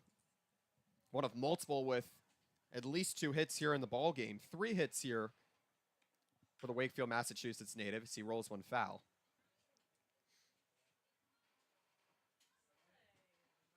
Yeah, just got to stop the bleeding if you're Martinez. Find a way to record this out. And another arm loosening out in the Mariner pen. See what it is. Well, the Mariners did give up a good deal of runs against the Wareham Gatemen back when they first met over at Spillane Field. Harwich set to host Wareham tomorrow as the 2-1 shot down left side foul. So count stays at 2-2 here. Mariners did get that home victory against Wareham, a team that they'll only play twice more starting tomorrow. But for now, it's up to Xavier Martinez to try and get out of this one without any more damage here in the 7th. Tapper foul to the right side. 11-0 Orleans with 1 down in the top of the 7th. 2-run double from Justin Rubin, scoring King and Oyama. As you said, it wasn't really a hard hit ball at all. I said it was laced. I think it's more looped in that sense. I mean, that opportunity for Orleans has presented itself in every sense, whether it's been a defensive swing, whether it's been extending out bats. I took a shot right close to our public address announcer, Joe Malkin, has the window wide open here. Good thing that netting is here. He would have caught it. I would agree. He would have caught it. No, it would have hit him right in the kisser. Orleans has found a lot of hard hitting here tonight. Count runs full to Penny. Single to right field back in the first, double to center back in the third, in which Orleans brought 11 batters up, scored 6 runs on 7 hits and an error. Penny with another single in the 5th as she lofts one out and towards right center field, drops for a base hit. The wave around sign is here for Justin Rubin, and the former Virginia product scores standing up. And it's a 1-out RBI base knock for Penny as well here in the 7th, as Mariners now trail 12-0. Yeah, Martinez, unfortunately, now has just run out of gas. Not a long-term reliever, and, of course, Harwich with a lead this size, not wanting to burn through pitchers, as that will draw out Steve Englert finally. And we'll see if he makes a move to the bullpen. I believe it's a new arrival in the pen. And it brings you a tough situation to face because, of course, you don't want to be burning pitchers in a 12-run deficit, but, of course, you need to help out your relievers as well. As Steve Englert is set to make a pitching change here. We'll tell you more about that call to the bullpen when we come back. The Harwich Mariners trailing 12-0, 1-out mark of the 7th. We'll be right back here on the Harwich Mariners YouTube network.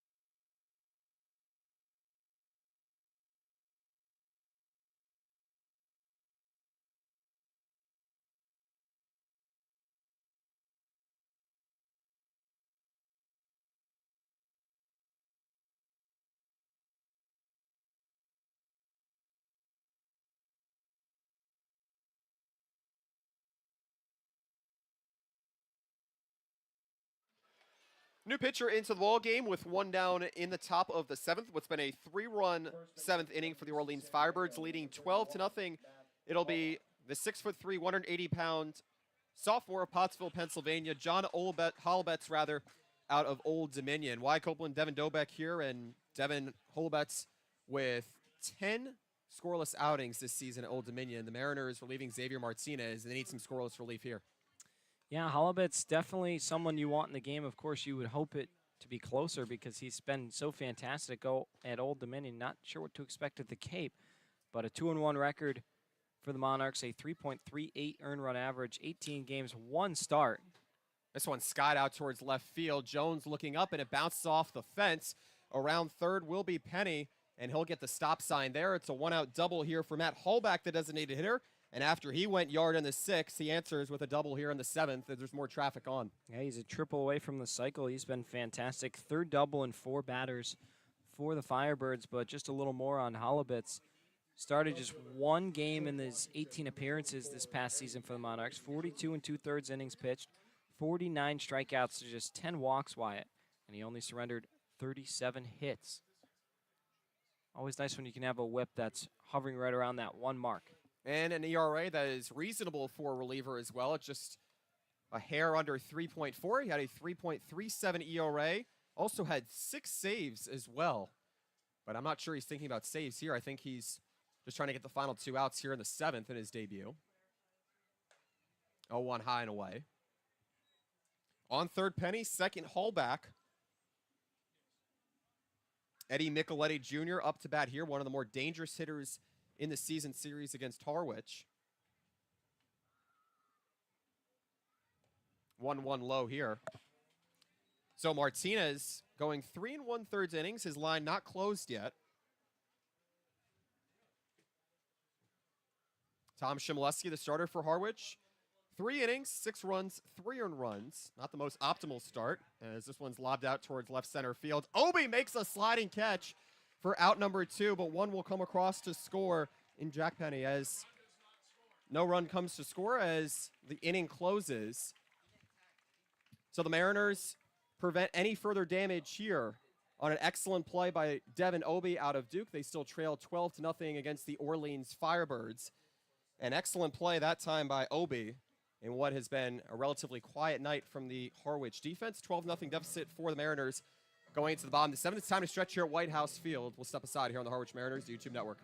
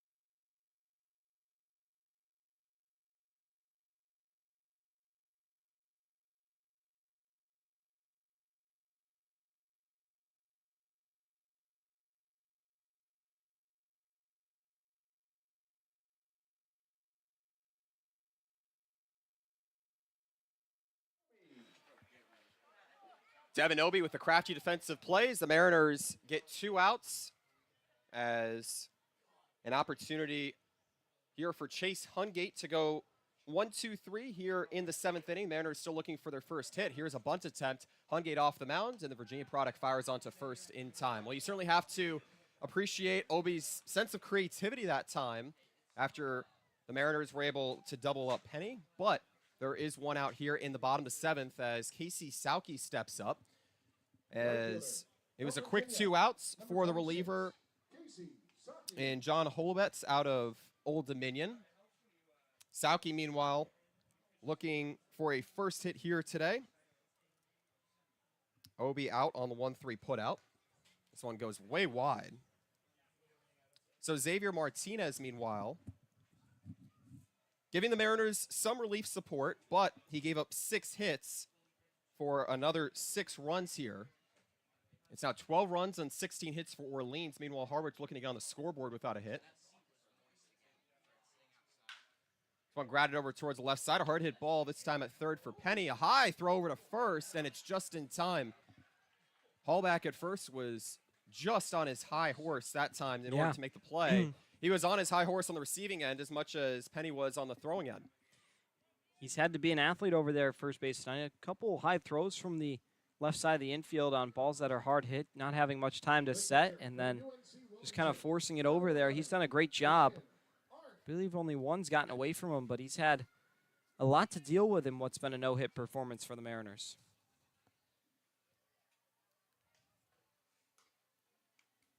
It was an excellent start out of Ivan Romero. Went 5 innings, no one runs, 2 walks, and 1 strikeout.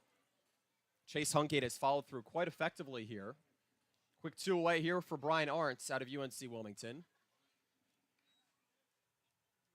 Earned a walk back in the second. The Mariners getting only 2 walks here today. They've reached twice on infield errors, but still looking for that first hit here.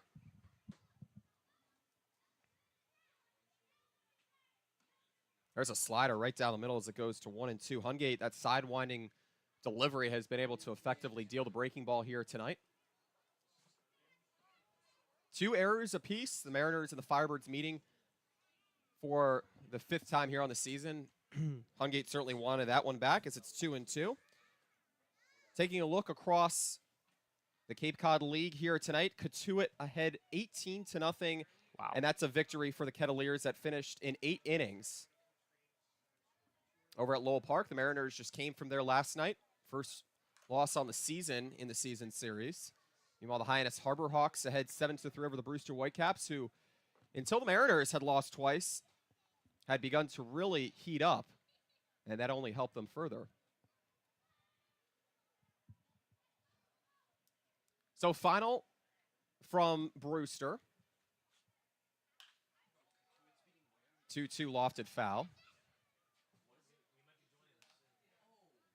Falmouth ahead 7-2 over Bourne. Chatham leading Yarmouth Dennis 2-0. That would be a monumental victory for a team that has struggled, and as you mentioned, Devin just lost its longtime field manager in Tom Holliday. Nobody on here for Arntz, looking to get on, and he does by the way of a hit batsman.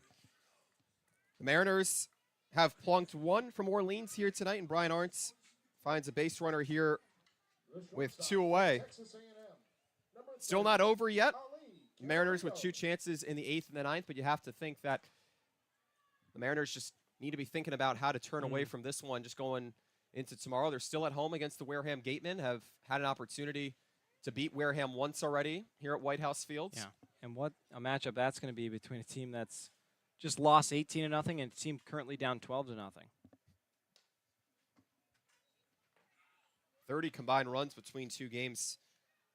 Have to start imagining when the last time that happened. Meanwhile, Ali Gamadio 0 for 2 here on the night.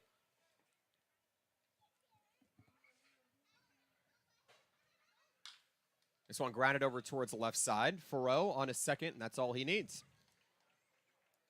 So Brian Arnt reaching as a 2-out base runner, but the Mariners once again unable to move a runner into scoring position. They have yet to do that here tonight, as the Mariners score no runs on no hits, no errors, and leave 1 on. 12-0, they trail against the Orleans Firebirds, moving into 8th inning here.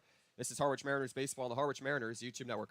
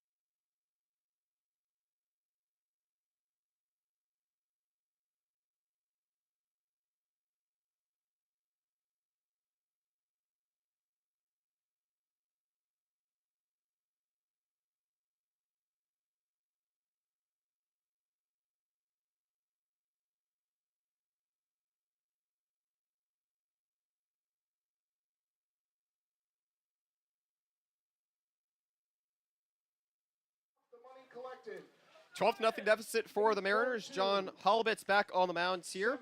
708. Got an 8-6 double up to close out the 7th. Double play preventing more than 3 runs for the 7th for the Orleans Firebirds. So Holubit's set to face a pinch hitter here for Orleans, which you would have to imagine is the right move to make. So pinch hitter here, and Jake Casey, the outfielder out of Pittsburgh, Pennsylvania. He is at Kent State. Set to face John Holubitz as a pinch hitter here for Fenwick Trimble. Shoots it high out towards right field, but it goes foul. That ball was crushed. It was crushed. So Fenwick Trimble closing out at 1 for 4 here today. Had a 1-out base hit, and that was his only opportunity to reach base here today. John Holubitz, meanwhile, gets a strike 3 on the inner half. Nice strikeout that time from the Old Dominion product. He gets his first strikeout here in the Cape Cod Baseball League. 1 away here in the 8th. Yeah, nice pitch that time. Got to be a confidence booster to get that monkey off your back for Holubitz, and nice job to battle against the pinch hitter who was hungry. So he got help from Devin Obie, the center fielder, to close out the 7th inning, as Obie will chase after this one, and he won't be able to get there as it's shot into deep center field from Owen Carpellotti as a Georgetown catcher reaches second easily with a 1-out double. And it's not going to be a 1-2-3 inning here for Holubitz, despite having a little bit of momentum here to start the frame. And it's now everyone in the lineup that's had a time on base as Carpellotti finally able to cash in that time. And, I mean, the doubles I'm seeing out of this Firebirds team are absurd. They had 3 in the last inning alone, already 1 here. I mean, just keep going back, rallying extra base hits. They've been fantastic. And, yeah, Harwich definitely got their work cut out for them. 1 away here for Eddie King Jr., trying to score the Firebirds' 13th run on the night. Orleans getting ahead 6-0 in the 3rd. 6 runs on 7 hits and an error off of Tom Shimoleski before he was relieved. This one lobbed out towards the first base side in foul territory. Anderson makes the catch. 2nd out here in the 8th inning. Then it was over to Xavier Martinez, as he was able to pitch 3 2/3 innings. And then John Holubitz out of Old Dominion was able to get a quick double play on his card. A fly out to center field and a play to get a runner in scoring position out as Orleans was caught sleeping. This one outside here to Drew Farreau. Get to it with a couple grand slams tonight, including Cole Mathis, who pitched against the Mariners last night.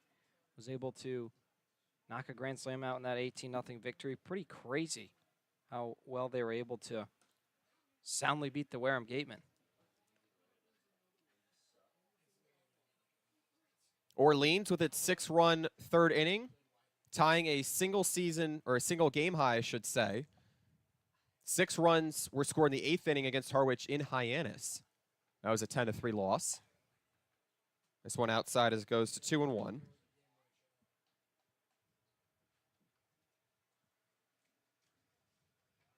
Carpellotti on second after starting 0 for 4 with a pair of strikeouts. Did have a sacrifice fly to score a run in the 4th.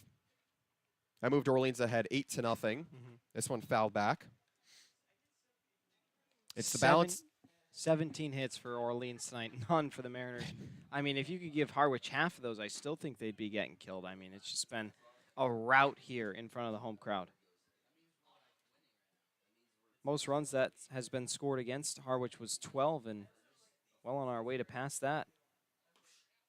That one taken on the inner half as Holubitz is fired up coming off the mound. The Old Dominion product gets a pair of strikeouts, 1 swinging, rather 2 looking here in the 8th, despite allowing a 1-out double to Owen Carpellotti. But the Mariners still trail 12-0, moving into the bottom of the 8th here from White House Field. 12 runs and 17 hits for Orleans, which has dominated the Mariners without a hit here tonight. We'll step away. This is Harwich Mariners baseball on the Harwich Mariners YouTube network.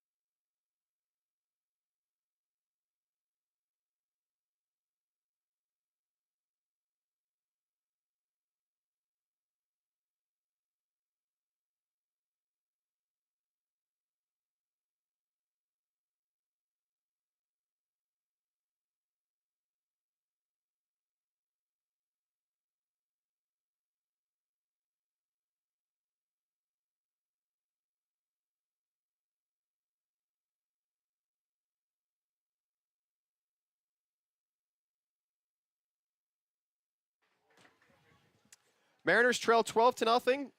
This one not over yet from White House Field. Daniel Rivera, Kennedy Jones, Ethan Anderson due up here. New pitcher into the ball game here for the Orleans Firebirds. It's their second reliever as Chase Hungate's day is done. Sam Leboki out of Vanderbilt steps onto the mound here. He's collegiate teammates with Grayson Carter, a fellow Firebird here. Also pitched a combined no-hitter at Minnesota from US Bank Stadium on March 5th. This past season as a senior with a 4.88 ERA, 3-3 record in 19 appearances as Rivera loops it high over towards the shortstop in Drew Farreau into shallow left field. First out here. Well, it seems as if no matter which pitcher, and just by the scoreboard itself, with 17 hits for the Firebirds and none for the Mariners, no matter which pitcher that Kelly Nicholson has gone with here tonight, he has been able to touch gold. And it looks as if this could be the case here for Lebaki. But for Kennedy Jones coming up here, still without a hit off the bench here tonight. Rarely so, Devin. We'll see what he can put together. And you got to feel a little bad as that one is going to hit the inside corner for a strike. You got to feel a little bad for Owen Carpellotti, who was lifted from the ball game and replaced with Colin Tuff behind the plate. Carpellotti was catching a no-hitter. So to be yanked from that and not get to experience the last, what could be 6 outs of potential history has got to be kind of a bummer. And it's not really every season, for that matter, every few seasons that you even see a single no-hitter versus a combined no-hitter as Jones fouls it back. So 1-2 to the former UNC Greensboro transfer. Leboki actually missed the second half of the 2021 season and all of 22 after Tommy John, as he has given the Firebirds some rhythm here on the season. Formerly ranked the number 8 right-hander out of California. He said Vandy was the dream school. Native of Los Angeles, that's quite the distance to go. But if it's Vanderbilt and if Tim Corbin has a spot for you, as he's coached 21 seasons there, then that's what you take. As Leboki is on the verge of taking his first strikeout here. And the final line on Chase Hungate, the Virginia reliever, first out of the bullpen, 3 innings. No earned runs, no hits, as you might figure, with the Mariners trailing 12-0, as it's a swing and a miss here for Kennedy Jones. Just the third time Harwich is striking out here tonight, but it has been the groundouts and the flyouts that have plagued them, aside from their effort to try and put the ball in play, as Ethan Anderson, the first baseman of Virginia, steps up here. Xavier Martinez went 3 1/3 innings, allowing 6 earned runs on 7 hits, 3 walks and 3 strikeouts, as Orleans padded its lead with 4 runs in the 6th and the 7th. Outside here to Anderson.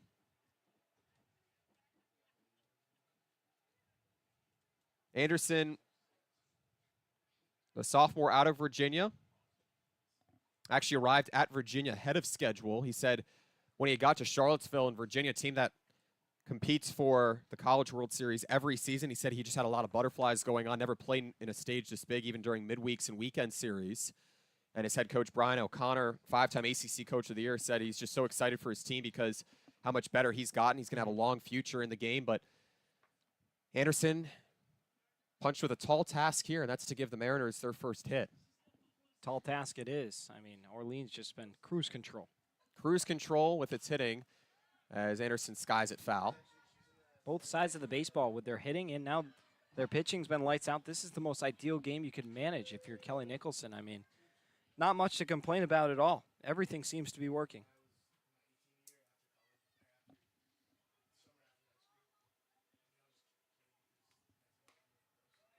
A strike on the inner half here to Anderson. 0 for 2, reached on an error by the first baseman and Matt Hallback back in the 3rd. His father, J.R. Anderson, actually served as a Navy SEAL. I don't know if you knew that, Devin, but had a lot of impact on Anderson as he experienced a very mobilized life growing up. He said, what's tough about that is the sacrifices that the family makes. When I left that time, he actually cried more than I've actually seen him ever cry, and that is got to be difficult. Anderson actually picked up baseball. Wow, that one, I think, went off the light tower. It did. Into the third baseman in Jack Penny's glove. Wow.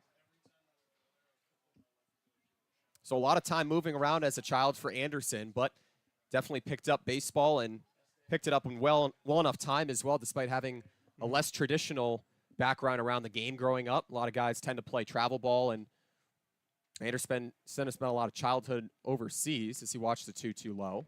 Good way to make friends, though. Good way to make Sport friends. baseball. Good way to see the world as well. He actually had a particular game this past season with Virginia where he had 5 hits. He homered from both sides of the plate, had 3 doubles on April 18th against VCU. That was the first Virginia Cavalier since 2013 in Nick Howard to register 5 hits as he earns a 2-out walk here. I mean, that is crazy. The switch hitter that Anderson is, even for a lot of switchers, you don't see them homer from the same or from both sides of the plate in one game. But when you're at a program like Virginia, anything is unimaginable as Mason Guerra steps up here. Yeah, it is pretty cool, but moving on, Harwich got to find a way to get some sort of hit going. I mean, you're in jeopardy of being embarrassed here in front of your home crowd. Orleans on the road, a team whose number you've had, and got to find a way to just play for pride and move some base runners now. Mason Guerra still looking for another walk here today. The Mariners have yet to get a hit, trailing Orleans 12-0. 17 hits for the Firebirds, none for Harwich. Guerra with a 2-out walk back in the first. Sam Leboki out of Vanderbilt. Didn't even throw in a 15 2/3 inning season. Rather, didn't allow a run in those innings during a COVID-shortened season when he was a freshman back in 2020. Just gave up 2 hits. And he had a 2.7 ERA, 20 innings pitched. Solid numbers in his sophomore season before an elbow injury against Georgia that forced him into Tommy John surgery. Missed all of last season. And he said it was like the classic Tommy John pitch where he spiked it, went straight to the backstop. Felt that kind of popping, and, well, that's never a good sign for any hurler on the mound. Never, ever. Never, ever a good sign. But he did say when he battled back from that Tommy John surgery, it's like when you need to take a year off from anything, there's just a little bit of rust. Try not to dwell. That positive mentality is so important for pitchers who have the technology to be able to bounce back. And he deals a fastball cut on and missed right on cue. The 4th strikeout here for the Mariners, and the second here from the reliever in Leboki out of Vanderbilt as the Mariners score no runs on no hits, no errors, and leave 1 on. Pair of strikeouts has Leboki cruising in his first inning of relief here tonight as the Mariners trail 12-0. Top of the 9th coming your way just in a moment here on the Harwich Mariners YouTube Network.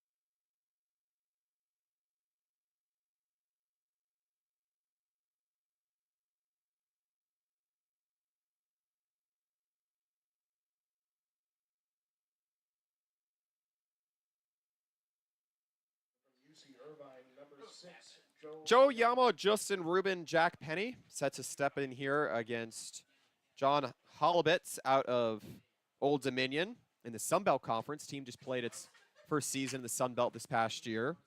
Oyama on the day. A single, a double to left field. Came across a score on an RBI double from Justin Rubin. Mariners on the verge of being no hit in this one. We'll have 3 more outs to work with, trailing 12-0. There's against the Orleans Firebirds, a team that entered just 11-13 here, trying to ascend in the Cape Cod East Division standings. Most runs against Harwich this season were 12 in that 12-6 loss at Brewster just last week.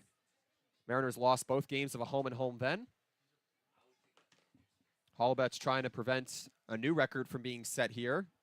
No-hitter has not been tossed in quite some time, and it's not just a year or two, Devin. It's been a few years. Yeah, 2016, the last recorded no-hitter, and there's been only about 4 in the point streak era. We're still getting the confirmation of the numbers on that, but yeah, it's been a long time.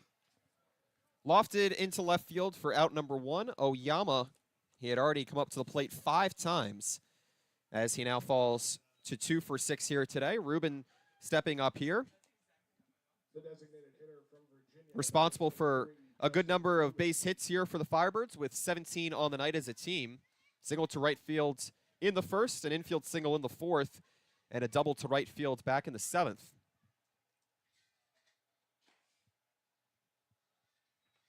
Mariners will have Lorenzo Carrier, Devin Obie, Casey Sauke due up.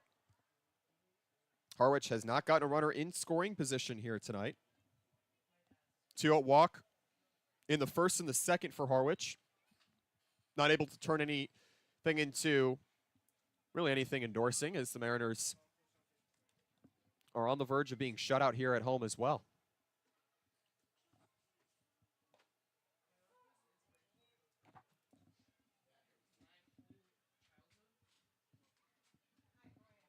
A new season high as well for opponents against Harwich with hits in a game. This one banged to the right side, fouls. It goes to 2-2. The Chatham Anglers with 15 hits against Harwich in the Mariners' 8-1 loss back at the start of that holiday weekend, first week of July. It was certainly a surprising hitting outing from an Anglers team that has struggled with the plate this season. It's time to swing and a miss. And it's strikeout number 9 for the Orleans lineup here today. 2 away.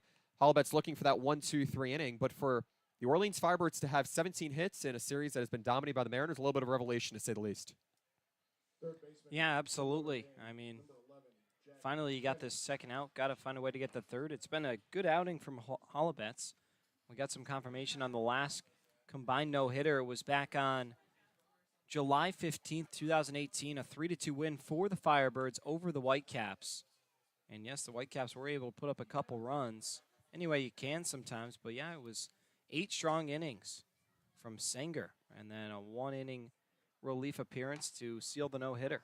Before that, the last one was in 2016. That was actually the Harwich Mariners who tossed it, and it was a game very similar to the structure of this.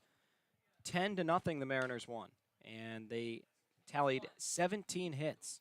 That was back on July 27th, 2016. One of the more immediate ways or relied upon forms of getting that done, RBI grounders and sac flies. Yep. Move runners around on walks. 1-2 just outside. Holobet's won on that one. So 2-2 here to Jack Penny. Third baseman out of Notre Dame. 4 hits here today.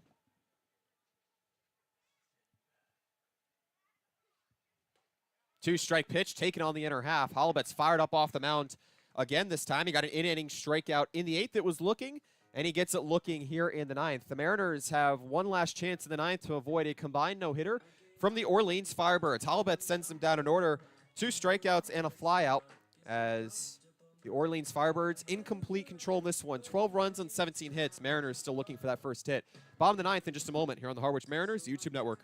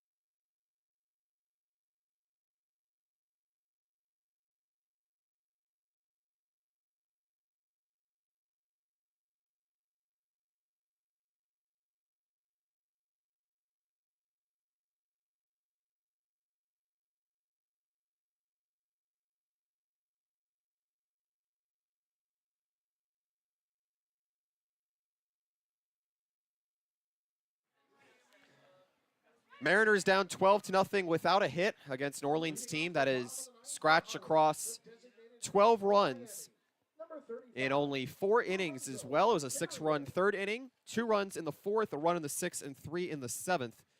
As Lorenzo Carrier, Devin Obie, Casey Sauke do up here.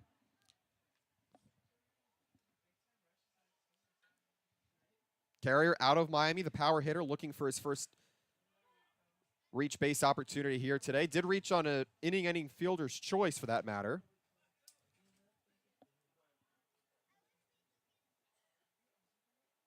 Oh, one, a cut and a miss this time from Leboki out of Vanderbilt. Yeah, and he's just really stepping right up, firing right out of the stretch, and Harwich no answers at the plate. Carrier hitting .216 on the season for the Mariners. They have valued his on-base contributions despite the extra base hits wavering a little bit as of late.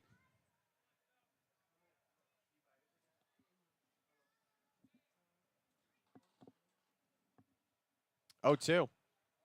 Smash foul. Carrier staying alive in this at-bat. Had his third 2-hit outing in his last 10 games with that 2-for-3 outing against Katuitt last night. He had a run scored in the Mariners' 7-6 home win against Chatham after Harwich led 6-0. And that's their most recent win here on the season, as they have struggled to get above 500 and have actually just fallen behind 500 for the first time on the season with last night's loss at Katuitt. But it was a loss that the Mariners surely learned a bit about themselves, needing some early run production against Katuitt. They trailed by 4 runs the prior time at Lowell Park, and they came back to win as Carrier takes a fastball in the outer corner and gets called looking, and he doesn't like it. The 5th strikeout here for the Mariners today. Yeah, and the woes continue, but just some more as we're getting some stats from our statistician. There have been at least 4 in addition to the 2 that we've mentioned that were no-hitters. It was Hank Toms of YD, Chad Bell of Katuitt, and Terry Doyle and Devin Smeltzer of YD and Hyannis, respectively. So about 6 no-hitters, combined no-hitters, and Harwich on the risk of being on the short end of the stick of the 7th. Yeah, it's a good thing you mention it because the Mariners have only left 5 on base here tonight. So it's not as if Orleans has faced a lot of pressure to get out of it. And Obie shoots it into right center field, and it's through for a base hit. The Duke product around first, and he will be racing into second with a stand-up 1-out double. A sigh of relief for the Harwich Mariners as the Nashville native gives the Mariners their first hit at the 1-out mark of the 9th.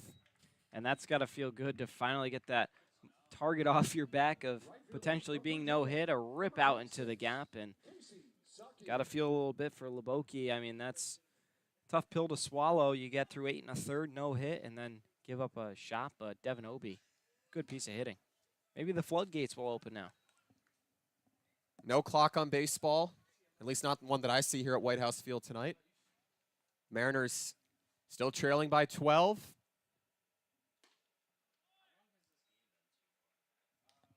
It wasn't an infield single, so the Mariners can feel a sense of relief about how they're able to get that first hit.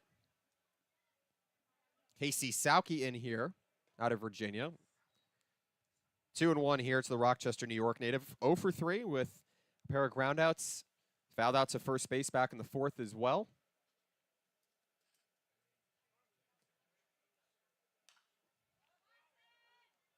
Two and two.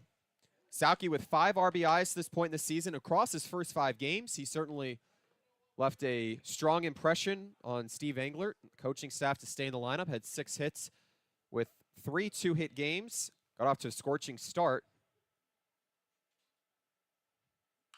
2-2 roped foul.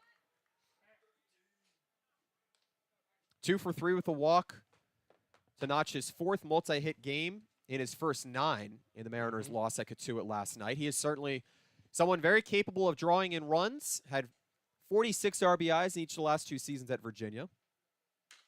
2-2 chopped foul. Not over yet. The Mariners still have 2 outs to work with. It's facing Wareham tomorrow, a team in 4th in the Cape Cod West Division standings.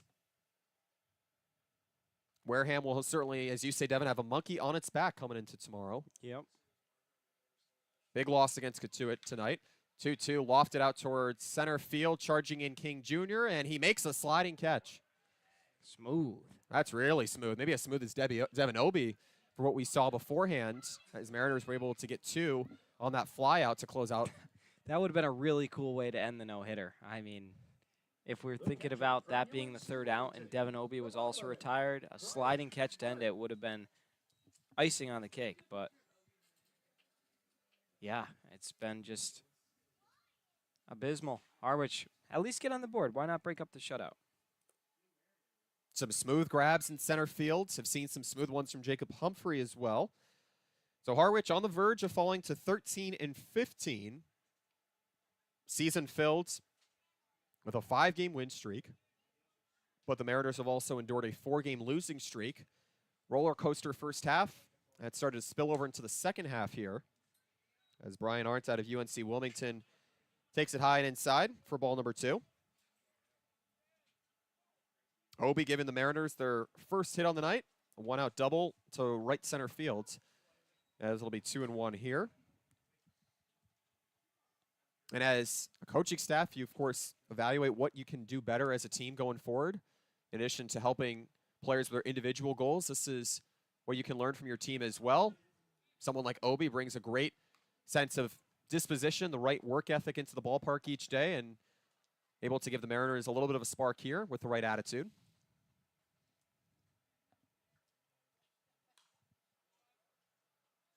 3-2 here to Arndt. Leboki on for his 2nd inning of relief here. Faced only 4 batters in the 8th, aside from a 2-out walk.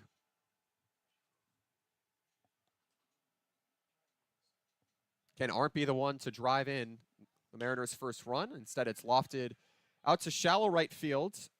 Instead of Casey, the right fielder be Oyama from second, as the Mariners fall 12-0, and despite being a whisker away from a combined no-hitter against them, they get 1 hit on the board. It's a 1-out double from Devin Obie. They fall 12-0 as we welcome you into the Harwich Mariners post-game show. Devin, this was a loss that maybe the Mariners didn't see coming, especially after falling 6-1 against the best team in the Cape Cod League last night. And you consider that they didn't get the start they wanted out of Tom Chmielewski. He got the loss while he didn't get much help from the lineup. Yeah, it's just, I mean, we've said it before, and this is just a lull for Harwich. They're in a really deep valley and need to find a way to get themselves up. Maybe the return of a couple of their stars will be the shift in energy that they need to really get going, but it has just been a really tough go of it. I mean, getting 1 hit tonight, you put up 1 run in the loss to Katuah and beat yourself up on defense, 2 runs against YD. Got a win against Chatham by the skin of your teeth, only had 1 run or 1 hit since the 3rd inning of that game in the 7-6 win. Just the offense has really just been sleeping, and they're a sleeping giant per se.